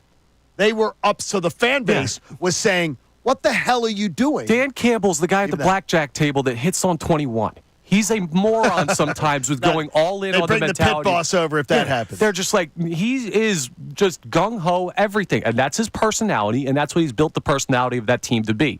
And there are some great respect in that from athletes, from some in the fan base. But to me, it's short-sighted. And what the Lions do is not something with, when was the last time they won a Super Bowl? I'm not going to model myself after that coach. You can't hold Dan Campbell responsible for what the Lions did before. You can't hold. But all you could do is what he's built. But he's built arguably. It's Howie Roseman's decision. No. So you got to look at the whole organization now. Here is Dan Campbell's not being overruled. Okay. Listen, however you look at it. Dan Campbell is the woman who owns the Lions now. She literally hired him and tossed him the keys and said, "You will succeed or fail." Yeah, he doesn't get manipulated by his front office. Whatever you want to view on who made the decision, I don't hold the Lions in the regard of we should do what they do. Okay. All right. Let's go to the phones, and then I'm going to give you the Jimmy Kempski rundown of who he believes will be the starters for the Eagles on Sunday, both offense and defense. And there was a player poll on ESPN. 111 players ranked the toughest places to play. Ooh. We might not be as bad as we think, or people make us out to be. Let's go to Steve in Westchester. What's up, Steve? Hey, what's going on, guys? Happy New Year. Happy New Year, brother. What's up, Stevie? Hey, here's what I'm thinking, and why I think the Lions do make sense in what they did was they have the most important game of their lives coming up this Sunday, and we're going to go into the playoffs now with Jalen Hurts not having played for 3 weeks. He hasn't even practiced. The reason that I want them to play this week is more so for the offense to continue their domination and moving forward. I don't know why they couldn't have played the first half, saw where Saquon was at the half, and said, all right, let's make a decision from here. If he's at 70 yards, all right, let's go back out there for the third quarter let's let him go get the record. If he's at 30 yards and the Giants load the box, then it doesn't make sense. No, they would play. I'm telling you right now, Steve, if he played on Sunday, even if he was at 1 yard after the first half, he would be playing until he broke the record. Yeah, I believe he would not be out of that game for any reason. You would have to he would freak out if you let him play and then you didn't let him get the record. Yeah, but if he's at 1 yard, he did it in against the Giants in the previous game when he could have broke the Eagles. Yeah, but he wouldn't sit out of this one. This one's different. Yeah, he wouldn't sit out of this one. This one's different, Steve. But I hear your point about Jalen, but I'm not concerned by it. I've said it numerous times. I am not concerned by the rust factor. I am a little bit. And Connor is too. That'll be my most anxious thought going into next Saturday night's game against the Packers. Yeah, listen. Steve, go sell some cars. Yeah, you're the man. Thanks for the call, Steve. We appreciate it, man. Yeah, I'm totally like where Steve's at mentally. I understand that. I'm not as far on that side of the spectrum as he is, but I had that thought. I brought it up, and but, even would with you, that would in you mind, play Jalen? No. Neither would I. That was one of my arguments. You guys might have been out, but I was like, listen, I'm on the side of being nervous about rust, and I'm still sitting here saying that I would not play Jalen Hurts because I'm going to avoid the chance for injury. And again, what was told to me was you're not out of concussion protocol till they test you. Right. To come out of concussion protocol. And if they know they weren't going to play him this weekend, there's no reason to be putting him into the test. I believe he would be playing this weekend if they needed the game. I mean, nobody knows what my IQ is yet. I can tell you it's really good, but nobody's tested me yet. So, like, you've never gotten your IQ tested? No, really, you never did. There was you're like it's an age thing. Yeah, no. Because they used to test our IQ. You strike me as an '80s guy. Thanks. Is that good or bad? That's all the answer we need right there. All right, here's Jimmy Kempski's breakdown of what he believes will be the starting lineup. Because I know there's worries for you, Johnny, that you have to pick favorites. Any issue with Tanner McKee as your starting quarterback on Sunday? No, because Tanner McKee won't be the backup in the playoffs. Any issue with Will Shipley being your starting running back? No, and I don't want Kenny Gainwell touching the ball. I agree with you. Any issue with your 3 wide receivers being Jahan Dotson, Johnny Wilson, and Anais Smith? No, they're not going to catch many balls, but yeah. The only thing that Johnny Wilson's really been good for them this year has been blocking, and that's very little times on the field. His starting tight end, now he's only going 11 personnel, so 1 tight end here. That's why he has the 3 receivers. E.J. Jenkins. Andrew DiCecco's going to have a field day with this. But no, I imagine you don't have a problem with that. Not a problem at all. Your offensive line, left to right. Now, Jimmy has a disagreement with DiCecco. Left tackle, Fred Johnson. Trevor Keegan, who hasn't dressed. Nick Gates at center. Tyler Steen at right guard so he can get some work. And then he has Driscoll at right tackle. Who did Andrew say? He didn't say Driscoll. He had, I forget who else he had. But Jimmy Kempski has Driscoll as the starting right tackle. He had Darian Kennard. Darian Kennard, thank you. So Kennard will give a spell to one of those guys at some point. I hope Tanner McKee's insurance is paid up. Yeah, good point. I hope he doesn't plan on walking well when he's 40. So that's your offense. You have any issues? Nope. Nah. Exactly. The defense. Bryce Huff, he does have as one of the starting edge rushers. No, let him start. Let him play every freaking snap. And Vic Fangio has said earlier this week that he is rusty. So this is also a strategic move to have him start. Your D tackles, if you're going 5-man front, he has Huff, Ojomo, Thomas Booker, Gabe Hall as the practice squad call-up, and Jalix Hunt. I got no problem with any of those guys. Jalix Hunt has fresh legs. I know he's been playing more recently. He's been playing. He's been playing okay. Yeah. And he's been playing I don't know. That's one I'm going to be. I'd rather he had less, but that's fine. But that's very low man on the totem pole. Yes. Linebackers, Jeremiah Trotter Jr. And Oren Burks. Yes, that's fine. Perfect. Corners, Isaiah Rodgers and Keely Ringo. Not a problem. Safeties. Can I bet on some of the I knew overs? that one was coming. Yeah. Safety, Sidney Brown, Tristan McCollum. And then your nickel, either Eli Ricks or Avonte Maddox. If you go Ricks, Avonte Maddox could play. He could, give other guys breathers. Or Ricks could give other guys breathers. Yeah, sure. Like Isaiah Rodgers maybe only plays a half, and then Ricks plays the other half. What's the over on snaps, friend? So do we have a problem with this? No issues whatsoever. Now, obviously, some starters will have to dress just in case. but I don't think we have much to worry about. There will be a lot of guys that will play 100% of the snaps. And you know what? If you're Oren Burks, you're doing that in a heartbeat. So we betting overs on Sunday? I got to look at the over-under. Is Locke playing? Locke should think so. play. He just torched. Yeah. And he's going to torch this defense. So he torched him last year. And he's going to torch him this year. Final 2 minutes of that game against the Seahawks. When we needed to win. So, yeah, I mean, nobody's – you're not – the only guy you paused about was Jalix Hunt. And with all due respect to Jalix Hunt, if Jalix Hunt is like a guy that I'm worried about, we're in trouble. Okay. All right? All right, good. Happy? No, I mean, I wanted to do that to see if you're okay. Look, as long as we're quitting, then quit in full. Damn right, man. As long as we're rolling over and saying nothing matters, then just nothing matters. Nothing matters. Nothing. Now, it's unfair to term this as quitting. Okay, you can call it whatever you wish. Johnny's you play to win the game guy. Not trying to win. So you would tell A.J. Brown, if you looked him in the eyes right now, you're quitting. I would say, A.J., as a team, you don't have to play. If you and Lane Johnson don't want to play, I'd be totally fine with subbing in guys for you guys and letting you rest and letting Saquon go for the record. And by the way, yes, if there was in that game, they could win the game and they could get 100 yards for Saquon Barkley if Lane Johnson sat out. But does that not having your starting right tackle and not having a wide receiver that would take heat off the run game, does that not increase the amount of hits that Saquon could potentially I would take? imagine that it would. And it would be the amount. I would imagine that I absolutely would imagine it would. And that could lead to we also can't forget, as bad as the Giants are, if Saquon played, the Giants would literally know what they were doing. It's try to get Saquon the record. Okay, that's fine. Right? Like there would be no hiding a game plan. It's the Eagles are going to try to run the ball as frequently as possible early to try to get him out of the game. There you go. All right, so ESPN interviewed 111 players. Very, very random number. What happened? Did they send out 150 applications and 111 came? Like, how does that happen? Probably, honestly. Why do we have 111? But anyways, they interviewed 111 players to rank the toughest places to play. It's the amount of people that responded. They sent it out to more. These are the amount that actually responded. Okay, fair. So they had 4 tiers. Tier number 4, the friendliest division in football.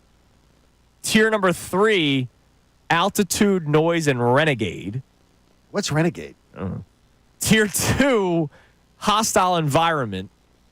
Tier 1, you leave scared.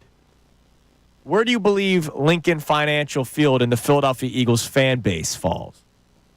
The fan base? Yes. Top 3. Yeah, they're in the top tier. No. Ooh. What? Again, these were the players voted on. Wow. This. The top 3 where you can leave scared. Okay. Kansas City, which is a great fan base. Yeah. Seattle's man. I thought Seattle would be in there. And Minnesota. Oh, stop it. The noise in Minnesota. You're not on the field playing, Connor. Connor, I'll say this. I've been in Minnesota I've not been in this dome. I've been in this building multiple times. I've been in their old It's not building. that bad. Really? You're not on the field. You're not hearing what they say to you about you. I'm not on the field at the link. Connor, I heard the noise in there, though, is among the worst. Okay. That, like, as an opposing fan, it's among the worst. Right, but to me, this list should be more than just, is it loud? Like, the Superdome is loud. No, it's not just... And the Saints come in the tier 2 with the Eagles and Bills. Eagles, Bills, and Saints. Their home field advantage is tier 2, which they're calling a hostile environment. They asked Jadeveon Clowney about it. He said that he's still hearing from Eagles fans about Carson Wentz, even though he's been gone.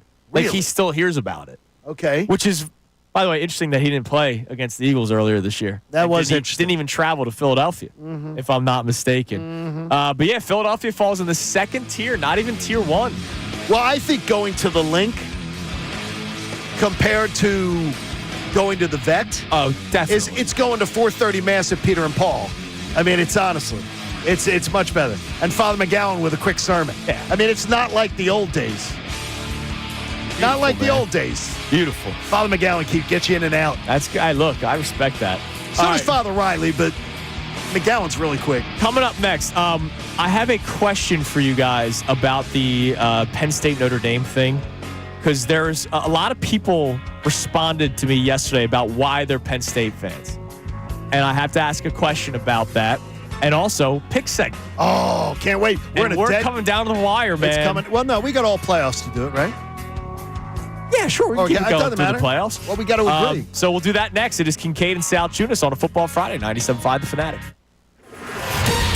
Fanatic Sports Update. Still debating Saquon. I'm Connor Thomas, and this update is brought to you by Rapid Radios. Rapid Radios are instant push-to-talk walkie-talkies offering national LTE coverage for a limited time. Go to rapidradios.com now for 60% off and free UPS shipping. Add code radio and get an extra 5% off. The Eagles, well, they have decided that resting starters in Week 18 is going to be what's most beneficial when they take on the Giants as they prepare for a postseason run. But that would include Saquon Barkley, who was trying to chase down Eric Dickerson's all-time single-season rushing record. So we're still debating whether or not that was the right decision by the coaching staff. Something that not a lot of people have factored in would be the way that the Giants would defend Saquon Barkley. So Jordan Renan, who covers the Giants for ESPN, joined Mike Missanelli yesterday on the Mike Missanelli Show and talked about just that. Yeah, I think there would have been like 20 guys at the line of scrimmage on every play. I really do. They would just keep running it until he gets it and then, move on from there. There'd be no secret about what the Eagles are trying to do, and the Giants would stack the box against them. Seems to make sense, and that may be a contributing factor to why the Eagles are deciding to handle this week the way that they are. Being locked into seeding, the game has no implications for the postseason. The Sixers fell to the Warriors 139-105. Steph Curry went 8 for 8 from 3 in the game. The Sixers play the Brooklyn Nets tomorrow at 6 p.m. It'll be the final game of their West Coast back to East Coast road trip. The Flyers fell to the Golden Knights 5-2 last night. They're off till Sunday. I'm Connor Thomas for the home of the 76ers and Flyers, 97.5 The Fanatic and 97.5thefanatic.com.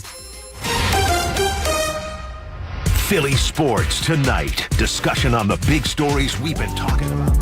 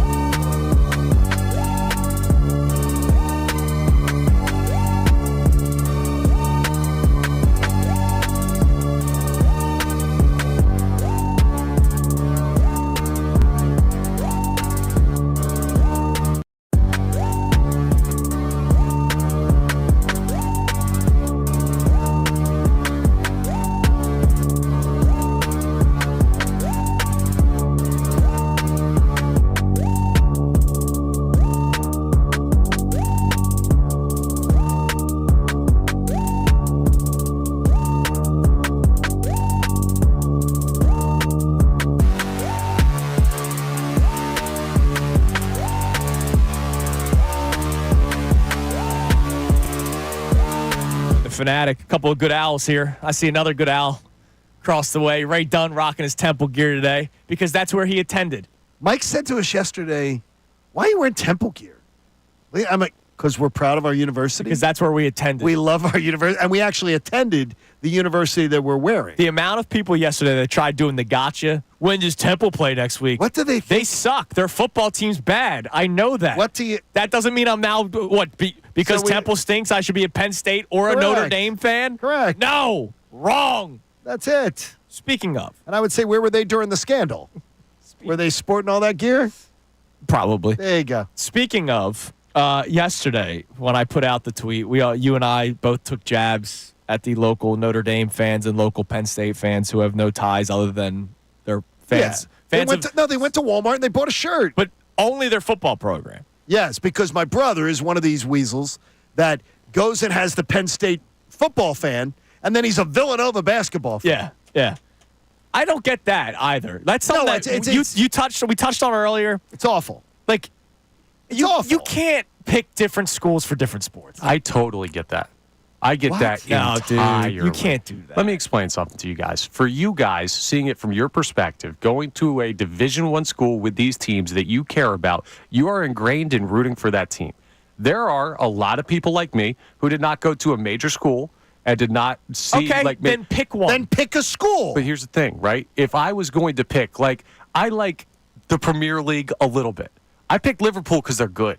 Premier League's different. Yeah, but that's F1, fine. So pick college, but then pick Notre Dame football because they're good. But you have to support their basketball program, their baseball program, their hockey program. If you didn't go there, and it is something where you're just like a casual fan, and you want to root for a basketball team that wins, you don't have any allegiance. Our man B Gunn is a Villanova Wildcat fan for basketball, Notre Dame fan for football, and I bet you he's a Boston College hockey fan, and I bet you he's a UNC baseball fan. These people should never make fun of the people who are like, I grew up in Jersey, but I'm a Laker fan and a Cowboy fan. Yeah, because you're doing it's the same thing. Well, listen. It's the exact same premise. Here's my problem with those people. It's when they try and portray themselves as not the casual fan. If you're just, I have no problem with NBA fans who root for players, as long as you portray yourself as a casual fan who just likes this. If you're a diehard Cowboys fan that's not from there, you're a rat. But if you're someone who didn't go to a big school that has no tie to anything, that's I kind of like college football, I want to root for this team. Temple's a pretty big school that Brendan Gunn went to. Yeah, he's not the example. He's one example. No, he's the example for us. The problem is, Connor, too, is that I have this year, and I just know it from being out and about, I have seen hardly any Cowboy gear. I mean, even going into the game on Sunday, and I sat in the stand Sunday. Going into the game, I was floored. I usually see much more Cowboy. Oh, we saw one jersey at pregame. It was a Marion Barber, R.I.P. Marion Barber jersey. That was it. Hardly anybody was in Cowboy gear. And those cockroaches, people scurried. If they were right now 10-4 or whatever, they would be all out in force. Yeah, they're cockroaches. They're because casual they have fans. They're not they real just diehards. Now, I do have to ask this. So when you put out the jabs yesterday, I had a lot of people respond with, "Come on, man! It's the State College of Pennsylvania." No. So I asked a guy. I said, "Okay, so that means you would root for the Penguins if the Flyers were eliminated?" He goes, "No, not the same because that's just Pittsburgh. It's not State. It's not Pennsylvania." So I asked this question. I did not respond. I just thought about it during the last segment, which is why I wanted to bring this up. I am a New Jersey resident. So does that mean I root for the New Jersey Devils? No, you should. Who are in the same division as the Flyers. It's your state. Metropolitan Division, baby. It's so dumb. I live in New Jersey, so shouldn't I also be a New Jersey Devils fan? You're spinning it too much. This is not too hard of a comparison to make. Penn State is a standalone state university of this state. The New Jersey Devils are a standalone hockey team. Right, but there's another competitor in the general. You grew up closer to the Philadelphia Eagles than you did to where the New Jersey then you grew up near Temple. They grew up closer to Temple? Okay. Much closer. All right, and guess what? If Temple was playing for a national championship, well, then what they're doing is they're just front-running then, where you just made our point for us. I know, and that's okay. Listen, I'm not going to pretend like every fan is a diehard, and I'm not going to hold every fan to that standard, and I'm going to run my fandom the way I'd like to, and if you're somebody that goes against that in a blatant way where you're like a Cowboys fan from Jersey, I'm going to say you're either a casual or you're a rat. But these people who don't have these ties can pick who they want to root for. And to your point, so our man Jason checks in. So are you saying people can only root for college teams if they went to a school? No, I'm not saying that. You can root for whoever you want. I just find it interesting that somebody that lives in Springfield, PA, is rooting for a school from Indiana. Yeah. Right. I mean, it's bottom line. It's ridiculous. And again, to Jason and anybody that's offended by this, I have friends and family. Why are you being offended? That fall under these categories, and I am almost talking to them more than I am talking to you. No. But yes, I find it. I've got it funny. all over my family. I find it funny. Okay, real quick, Andrew. Notre Dame just made a name change. They're now the Fighting Lithuanians. Oh, could be a problem. You are lithoed up. Nah. I'm just. Do you see me rooting for the Kings? I see you rooting for the Lithuanian basketball team over the USA. By the way, I was the other day. Somebody sent me an email. Lithuanian Heritage Night at the Sixers game. See, look at in that. a couple weeks. I understand. Joel Embiid wrote a letter to the Lithuanian team saying he'd love to play for them next time. I would gladly, if they guarantee him, gladly take you. But because he's the biggest mercenary. Ritas DM'd me or tweeted at me. Lithuanian Heritage Night, Sixers Kings because Sabonis. Wow. Okay, that's cool. How about that? All right, we gotta give our picks. Pixies. Give us some football music there, Connor. Now, did you go 4-0? 4-0. So then the tee box is yours, sir. It is Andrew, by the way, 44-25. At 64% against the spread. Like that. I'm one game behind you, 43-26, 62%. You know, what's funny is I love that for you, that you are also doing well, whereas you are rooting for my failure. No, I want to beat you. I find And Connor is 41-28, 59% on the year. Quick and easy. Malik Neighbors is playing against this Eagles backup defense, and he wants to set some rookie numbers for the Giants and otherwise. Great pick. I'm going over 69.5 yards receiving on my BetParks app with Malik Neighbors. Love that pick. Bryce Young is playing against the Atlanta Falcons, who are fighting to try to win their division in their game. They got everything to play for, and they've got a great secondary. They are very good against the pass. Bryce Young under 212.5 passing yards. Cortland Sutton of the Denver Broncos, over 68.5 yards receiving. The Chiefs' defense has not been that great, and they're going to be playing all the backups. And Denver is playing for something. And Sam Darnold, over 277.5 passing. I don't think they're going to win the game, but I think that game is probably going to be like 37-34. So those are my numbers. Malik Neighbors, over 69.5. Bryce Young, under 212.5. Cortland Sutton, over 68.5. And Sam Darnold, over 277.5 yards passing. All right. Now, I'm going to give one that I'm terrified of. Terrified? Because I wonder if the organization screws them over. Okay. So, Geno Smith, speaking of incentives. There it is. Is 185 yards away from reaching an incentive. There's a chance they could sit him before he gets there. They're eliminated. They're not eliminated. Making the playoffs. Correct. I'm going to go with the logic of they will do him right. $2 million, by the way. I am going to go into the logic that they will do him right, and they will let him play. His over-under total is 243.5. I'm going to take the under because I don't think they're going to let him get that far. If anything, they'll let him play, get the incentive, and then pull him out. I think that is crafty on your part. But his over-under is 243.5. That's a high number. That's 50 more yards than what the actual incentive is. 60 more yards than what the incentive actually is. Mike Evans going for 1,000 yards. And you've been on this all year. Of his career, which is amazing considering all the quarterbacks that he's played with. Yes, he is Baker now. He had Tom Brady. He had a lot of Drek quarterbacks before the two of them. And they're playing for a division title. His over-under is 94.5. I am going to still take the over despite him only needing 85 because, like you said, they're playing for the title, so they're not going to pull him. I'm going over 37.5 in Eagles-Giants.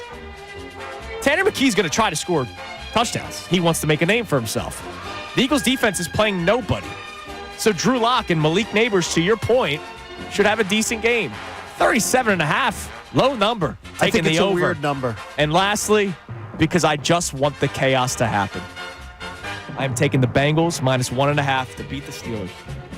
So that Sunday is even more dramatic for the Denver Broncos and Carson Wentz of the Chiefs. So Bengals minus 1.5, strictly because I want to see it happen. like All that. right. I guess it's to me now, and Come I'm on, picking Connor. 3 games. I am doing one of those incentive props that we'll get All to. right. But the first one, I'm taking the Texans plus 1.5 at the Tennessee Titans. I don't care who's playing for either team. Tennessee stinks. They're absolutely terrible, and the Texans are in a situation where even if they don't play everybody, they should be better than that. And the team. Titans don't want to screw up that draft pick, right? Yeah.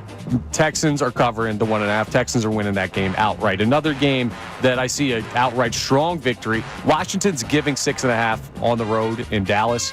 They're so much better than that team, and they're going to play to try and get the 6th seed. They're going to try and get into that spot. They're going to try and keep the 6th seed, Right. rather, because Green Bay is in the 7 now. Washington covers the 6.5 on the road in Jerry World. Taking the Vikings plus 3 to beat the Detroit Lions on the road. Did your mom text that pick to you? No, I took this one myself. I think the Vikings win that game outright. I've said it all week. I believe that they're going to be the 1 seed. I'm taking them to cover and also win. And you see that as a great thing for the Eagles. I do. I'd rather Minnesota be the 1 seed. And Kyler Murray, I'm taking over 29.5 rushing yards. He needs 50 and a rushing touchdown for a major incentive this year. Over 49.5? 29.5. 29.5. Yeah, Okay. It's 30 yards below what his Wow. incentive number is. He runs all the time. It's crazy that line is where it is unless they pull him later because they're eliminated. But I'm taking that one. So it's Texans plus 1.5, Washington minus 6.5, Vikings plus 3, Kyler Murray over 29.5 rushing. All righty. I Those sent are it to our Brendan picks. Gunn so he doesn't have to chase us down for the picks. Well, he's focused right now. He's focused His Fighting on Irish. He's focused on his Fighting Irish until his Villanova Wildcats play or his actual alma mater Temple. I just saw Kevin Kincade tweet out a What's he post doing on now? Crossing Broad. By the way, congratulations. Crossing Broad is their 15th anniversary. So Congratulations. kudos to you No way. guys. He put out an opinionated piece. In a city that can't stand phony Cowboys fans, why is Notre Dame football treated differently? It's the truth. And he tagged Kevin Cooney in, It's the truth. in the tweet. It's the truth. It's unbelievable. What's the bigger cult?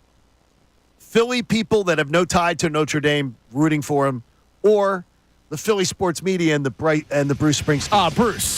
Bruce, not even close, dude. Because Bruce is like, don't come for Bruce. No, Bruce is. Hey, the Bruce- calls is coming. No, not down. even- not I don't even have to close. hear that for another year. I'm glad that I got to hear it this year with Mikey Miss back. All right, the Key 3 is coming your way next. We'll also announce our winners. We had 2 pairs of Sixers tickets to give away and the pair of Alice in Chains tickets to give away. We'll announce the winners coming your way next. It is Kincade and Salciunas on a Football Friday. 97.5 The Fanatic. Not only can you listen to The Fanatic,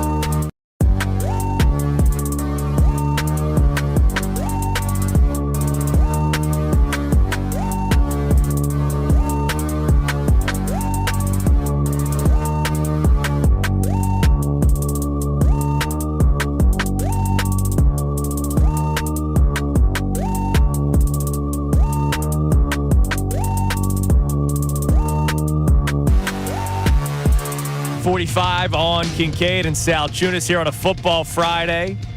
97.5 The Fanatic. Eagles, Giants. Now, next week's going to be a lot of fun. Obviously, Connor and Bill and I will be doing the pregame show on Sunday, which will be riveting. We will make it the most exciting Tanner McKee-led offense pregame show ever. As I'm driving down, I'm always listening, and I am going to enjoy every minute of it. I can't wait to hear it. It's going to be fun. You guys are going to dig deep. Now, I will tell you this. Hold on. We have it easy. The postgame show, on the other hand. Now, postgame actually, postgame could be fun because with Kevin Cooney and I don't know if it's Ray or Brennan this week.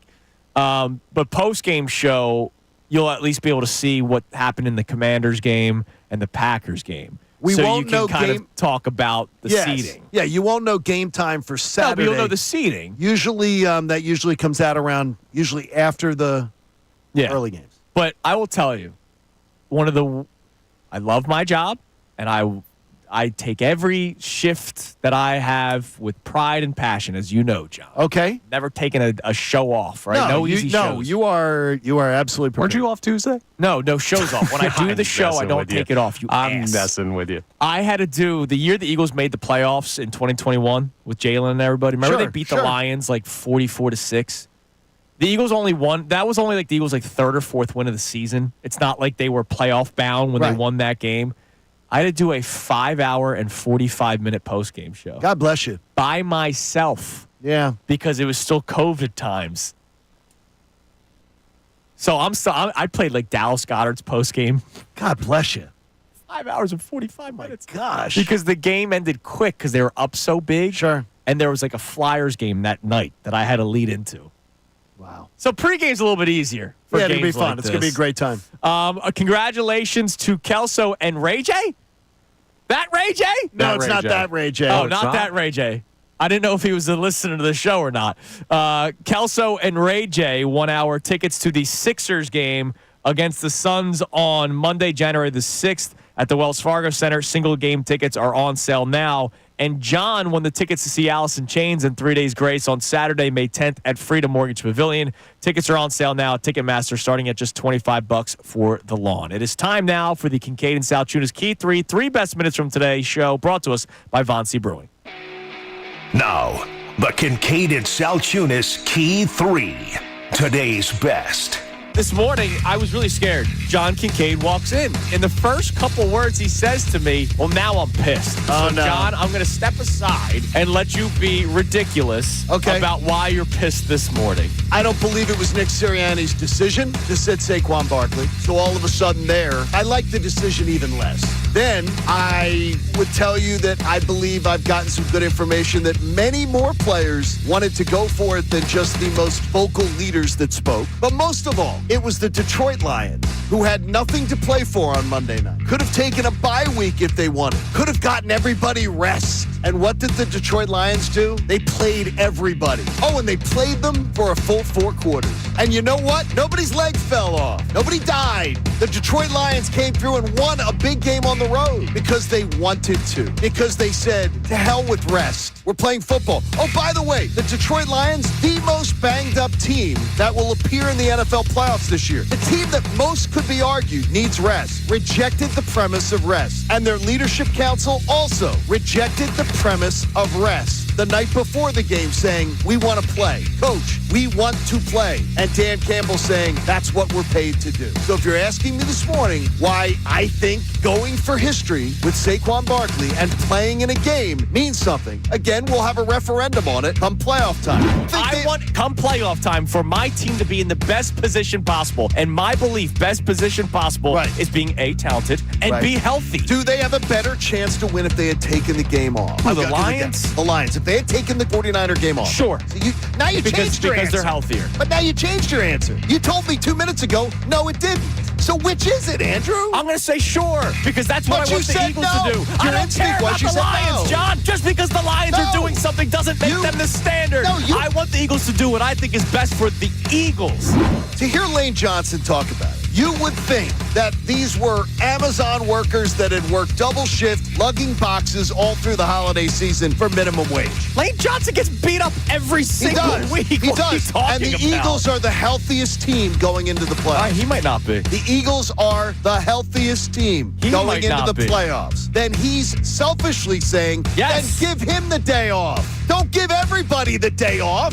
More players wanted to play and get this record than didn't want to play. Okay, and then the people upstairs who make the decisions, whether it's Nick, whether it's Howie, whether it's the owner, Jeffrey Lurie, they believe that the best plan of action was to sit players. And they did. And I've been wanting that. And John, you yourself wanted it a month ago, that we wanted Week 18. If they weren't going to get the 1 seed, we wanted Week 18 to be meaningless. This now, was because not- there's it's a not record. meaningless. Yes, it is for the team. There's a record that's out there that's in reach. I get it. Andrew, it's you're an not it's an on amazing the team. Okay. So how can you tell people that are on I might the start team right guard this that what week. they believe in is meaningless? we Because consider what we sit behind means it. anything is playoffs and Super Bowl. That is not exclusive. The Lions just proved it to you. I don't care what the Lions are doing. I think the Lions did something stupid. No one behind our microphones, no one behind our mics should be telling the players that wear the uniform what is meaningless. I'll tell them exactly They don't what- I'll believe tell it's them exactly. meaningless. I think it's extreme arrogance for anyone in our job behind a microphone to be telling members of the Philadelphia Eagles, you guys don't know what you're talking about. This doesn't mean anything. I'm talking about the game itself, No, they're John. saying it. If it means something to them, cool, then it means something. We don't get to tell them how it means. All right, that is the Kincade Salciunas Key 3. 3 best minutes from today's show. A spirited show today. It's been fun today. Yeah, oh my because God. this game really holds nothing. I hope people realize we actually enjoy doing this and we don't hate each other. It's a lot of fun. Key 3 brought to us by Von C. Brewing Company in Norristown. Check out their Key 3, the OG Pills, a legendary Philly lager, which is a gold medal winner at the 2023 World Beer Cup for the best American Pilsner. You got the Walking on Clouds, which is Von C's flagship hazy IPA, and the Vienna Lager, which is a 2-time Best of Pennsylvania winner with all German ingredients. Visit VonCBrewing.com. Awesome. Definitely. What an awesome place. It's going to be, are we making a score prediction? Over 37.5. I like yours on that one. That's my prediction on the game. I don't know how either team's going to stop each other. Over. It's going to be terrible. Why do I get a feeling the Giants are going to win? Because you want it to happen. Because you want the Giants draft stock to get Well, I do. crushed I even guess more. I'm rooting for that. No, so- we should root for the Giants No, to we're win. rooting for the Giants to win this game because in the long run, it helps the Eagles. All right, so Commanders, they win or lose? Commanders win. So they're the 6th seed. Commanders 6 seed. We're playing the Packers now. Lions, Vikings. Lions. I'm with Connor, Vikings. And then Okay. but it's the best thing for us. Oh, it's the best. Because then well, the no. Lions beat the Vikings in Minnesota, then the Lions come to What Philadelphia. do I want? I want the Vikings to win. Damn right, man. But also, too, though, I want Tampa Bay to win their division, and I want the Rams already have their division because we need. Don't you want Tampa out? No. We need Tampa or the Rams because remember, Tampa would then play the Lions in your scenario, and they beat the Lions yeah. already this year. Yeah, I'd rather At have the Detroit. Falcons in than Tampa. You think Falcons could beat the Lions better than Nope, Tampa we'll beat could? them. I don't care. Get No, Tampa out of no. here. I want somebody can have a better chance to knock them off. I get what you're saying. Tampa's already beaten the Lions But come this year. NFC Championship time, because the And by Lions the way- never rested, they'll be tired. And by the way, that game will be in Tampa, not in Detroit. They've Correct. already won at Detroit Yep. this year. Yeah. So that's one there. And we will need the Eagles. We'll need the Rams or the Bucks to win their game. I hear you. To avoid playing To whoever. avoid them, even though I think they can beat them. So make sure. All right, tell us about the AACR. I know the AACR. It's awesome. Hey, join Davis CPA Group, Ron Davis and that whole crew, and make a donation to the American Association for Cancer Research. You can do it at 975thefanatic.com/AACR because cancer research saves lives. Jason Martinez, keep kicking ass. Damn right. By the way, stop falling for a fake A.J. Brown tweet, everybody. It's not A.J. Brown's account. Stop it. Just stop, guys. Gosh. I know we're all excited for a record that's not going to be broken. All right, Mike Missanelli Show comes your way next with Bill Colarulo and Ray Dunn. Everybody have a great weekend. We'll be back at it, Connor and I, with Bill during the pregame show on Sunday. And then, of course, the show together again on Monday of Wild Card Week. Everybody and have a great I'm hosting the best show ever this afternoon if you guys want to tune in. Listen up, 2 o'clock today with Connor.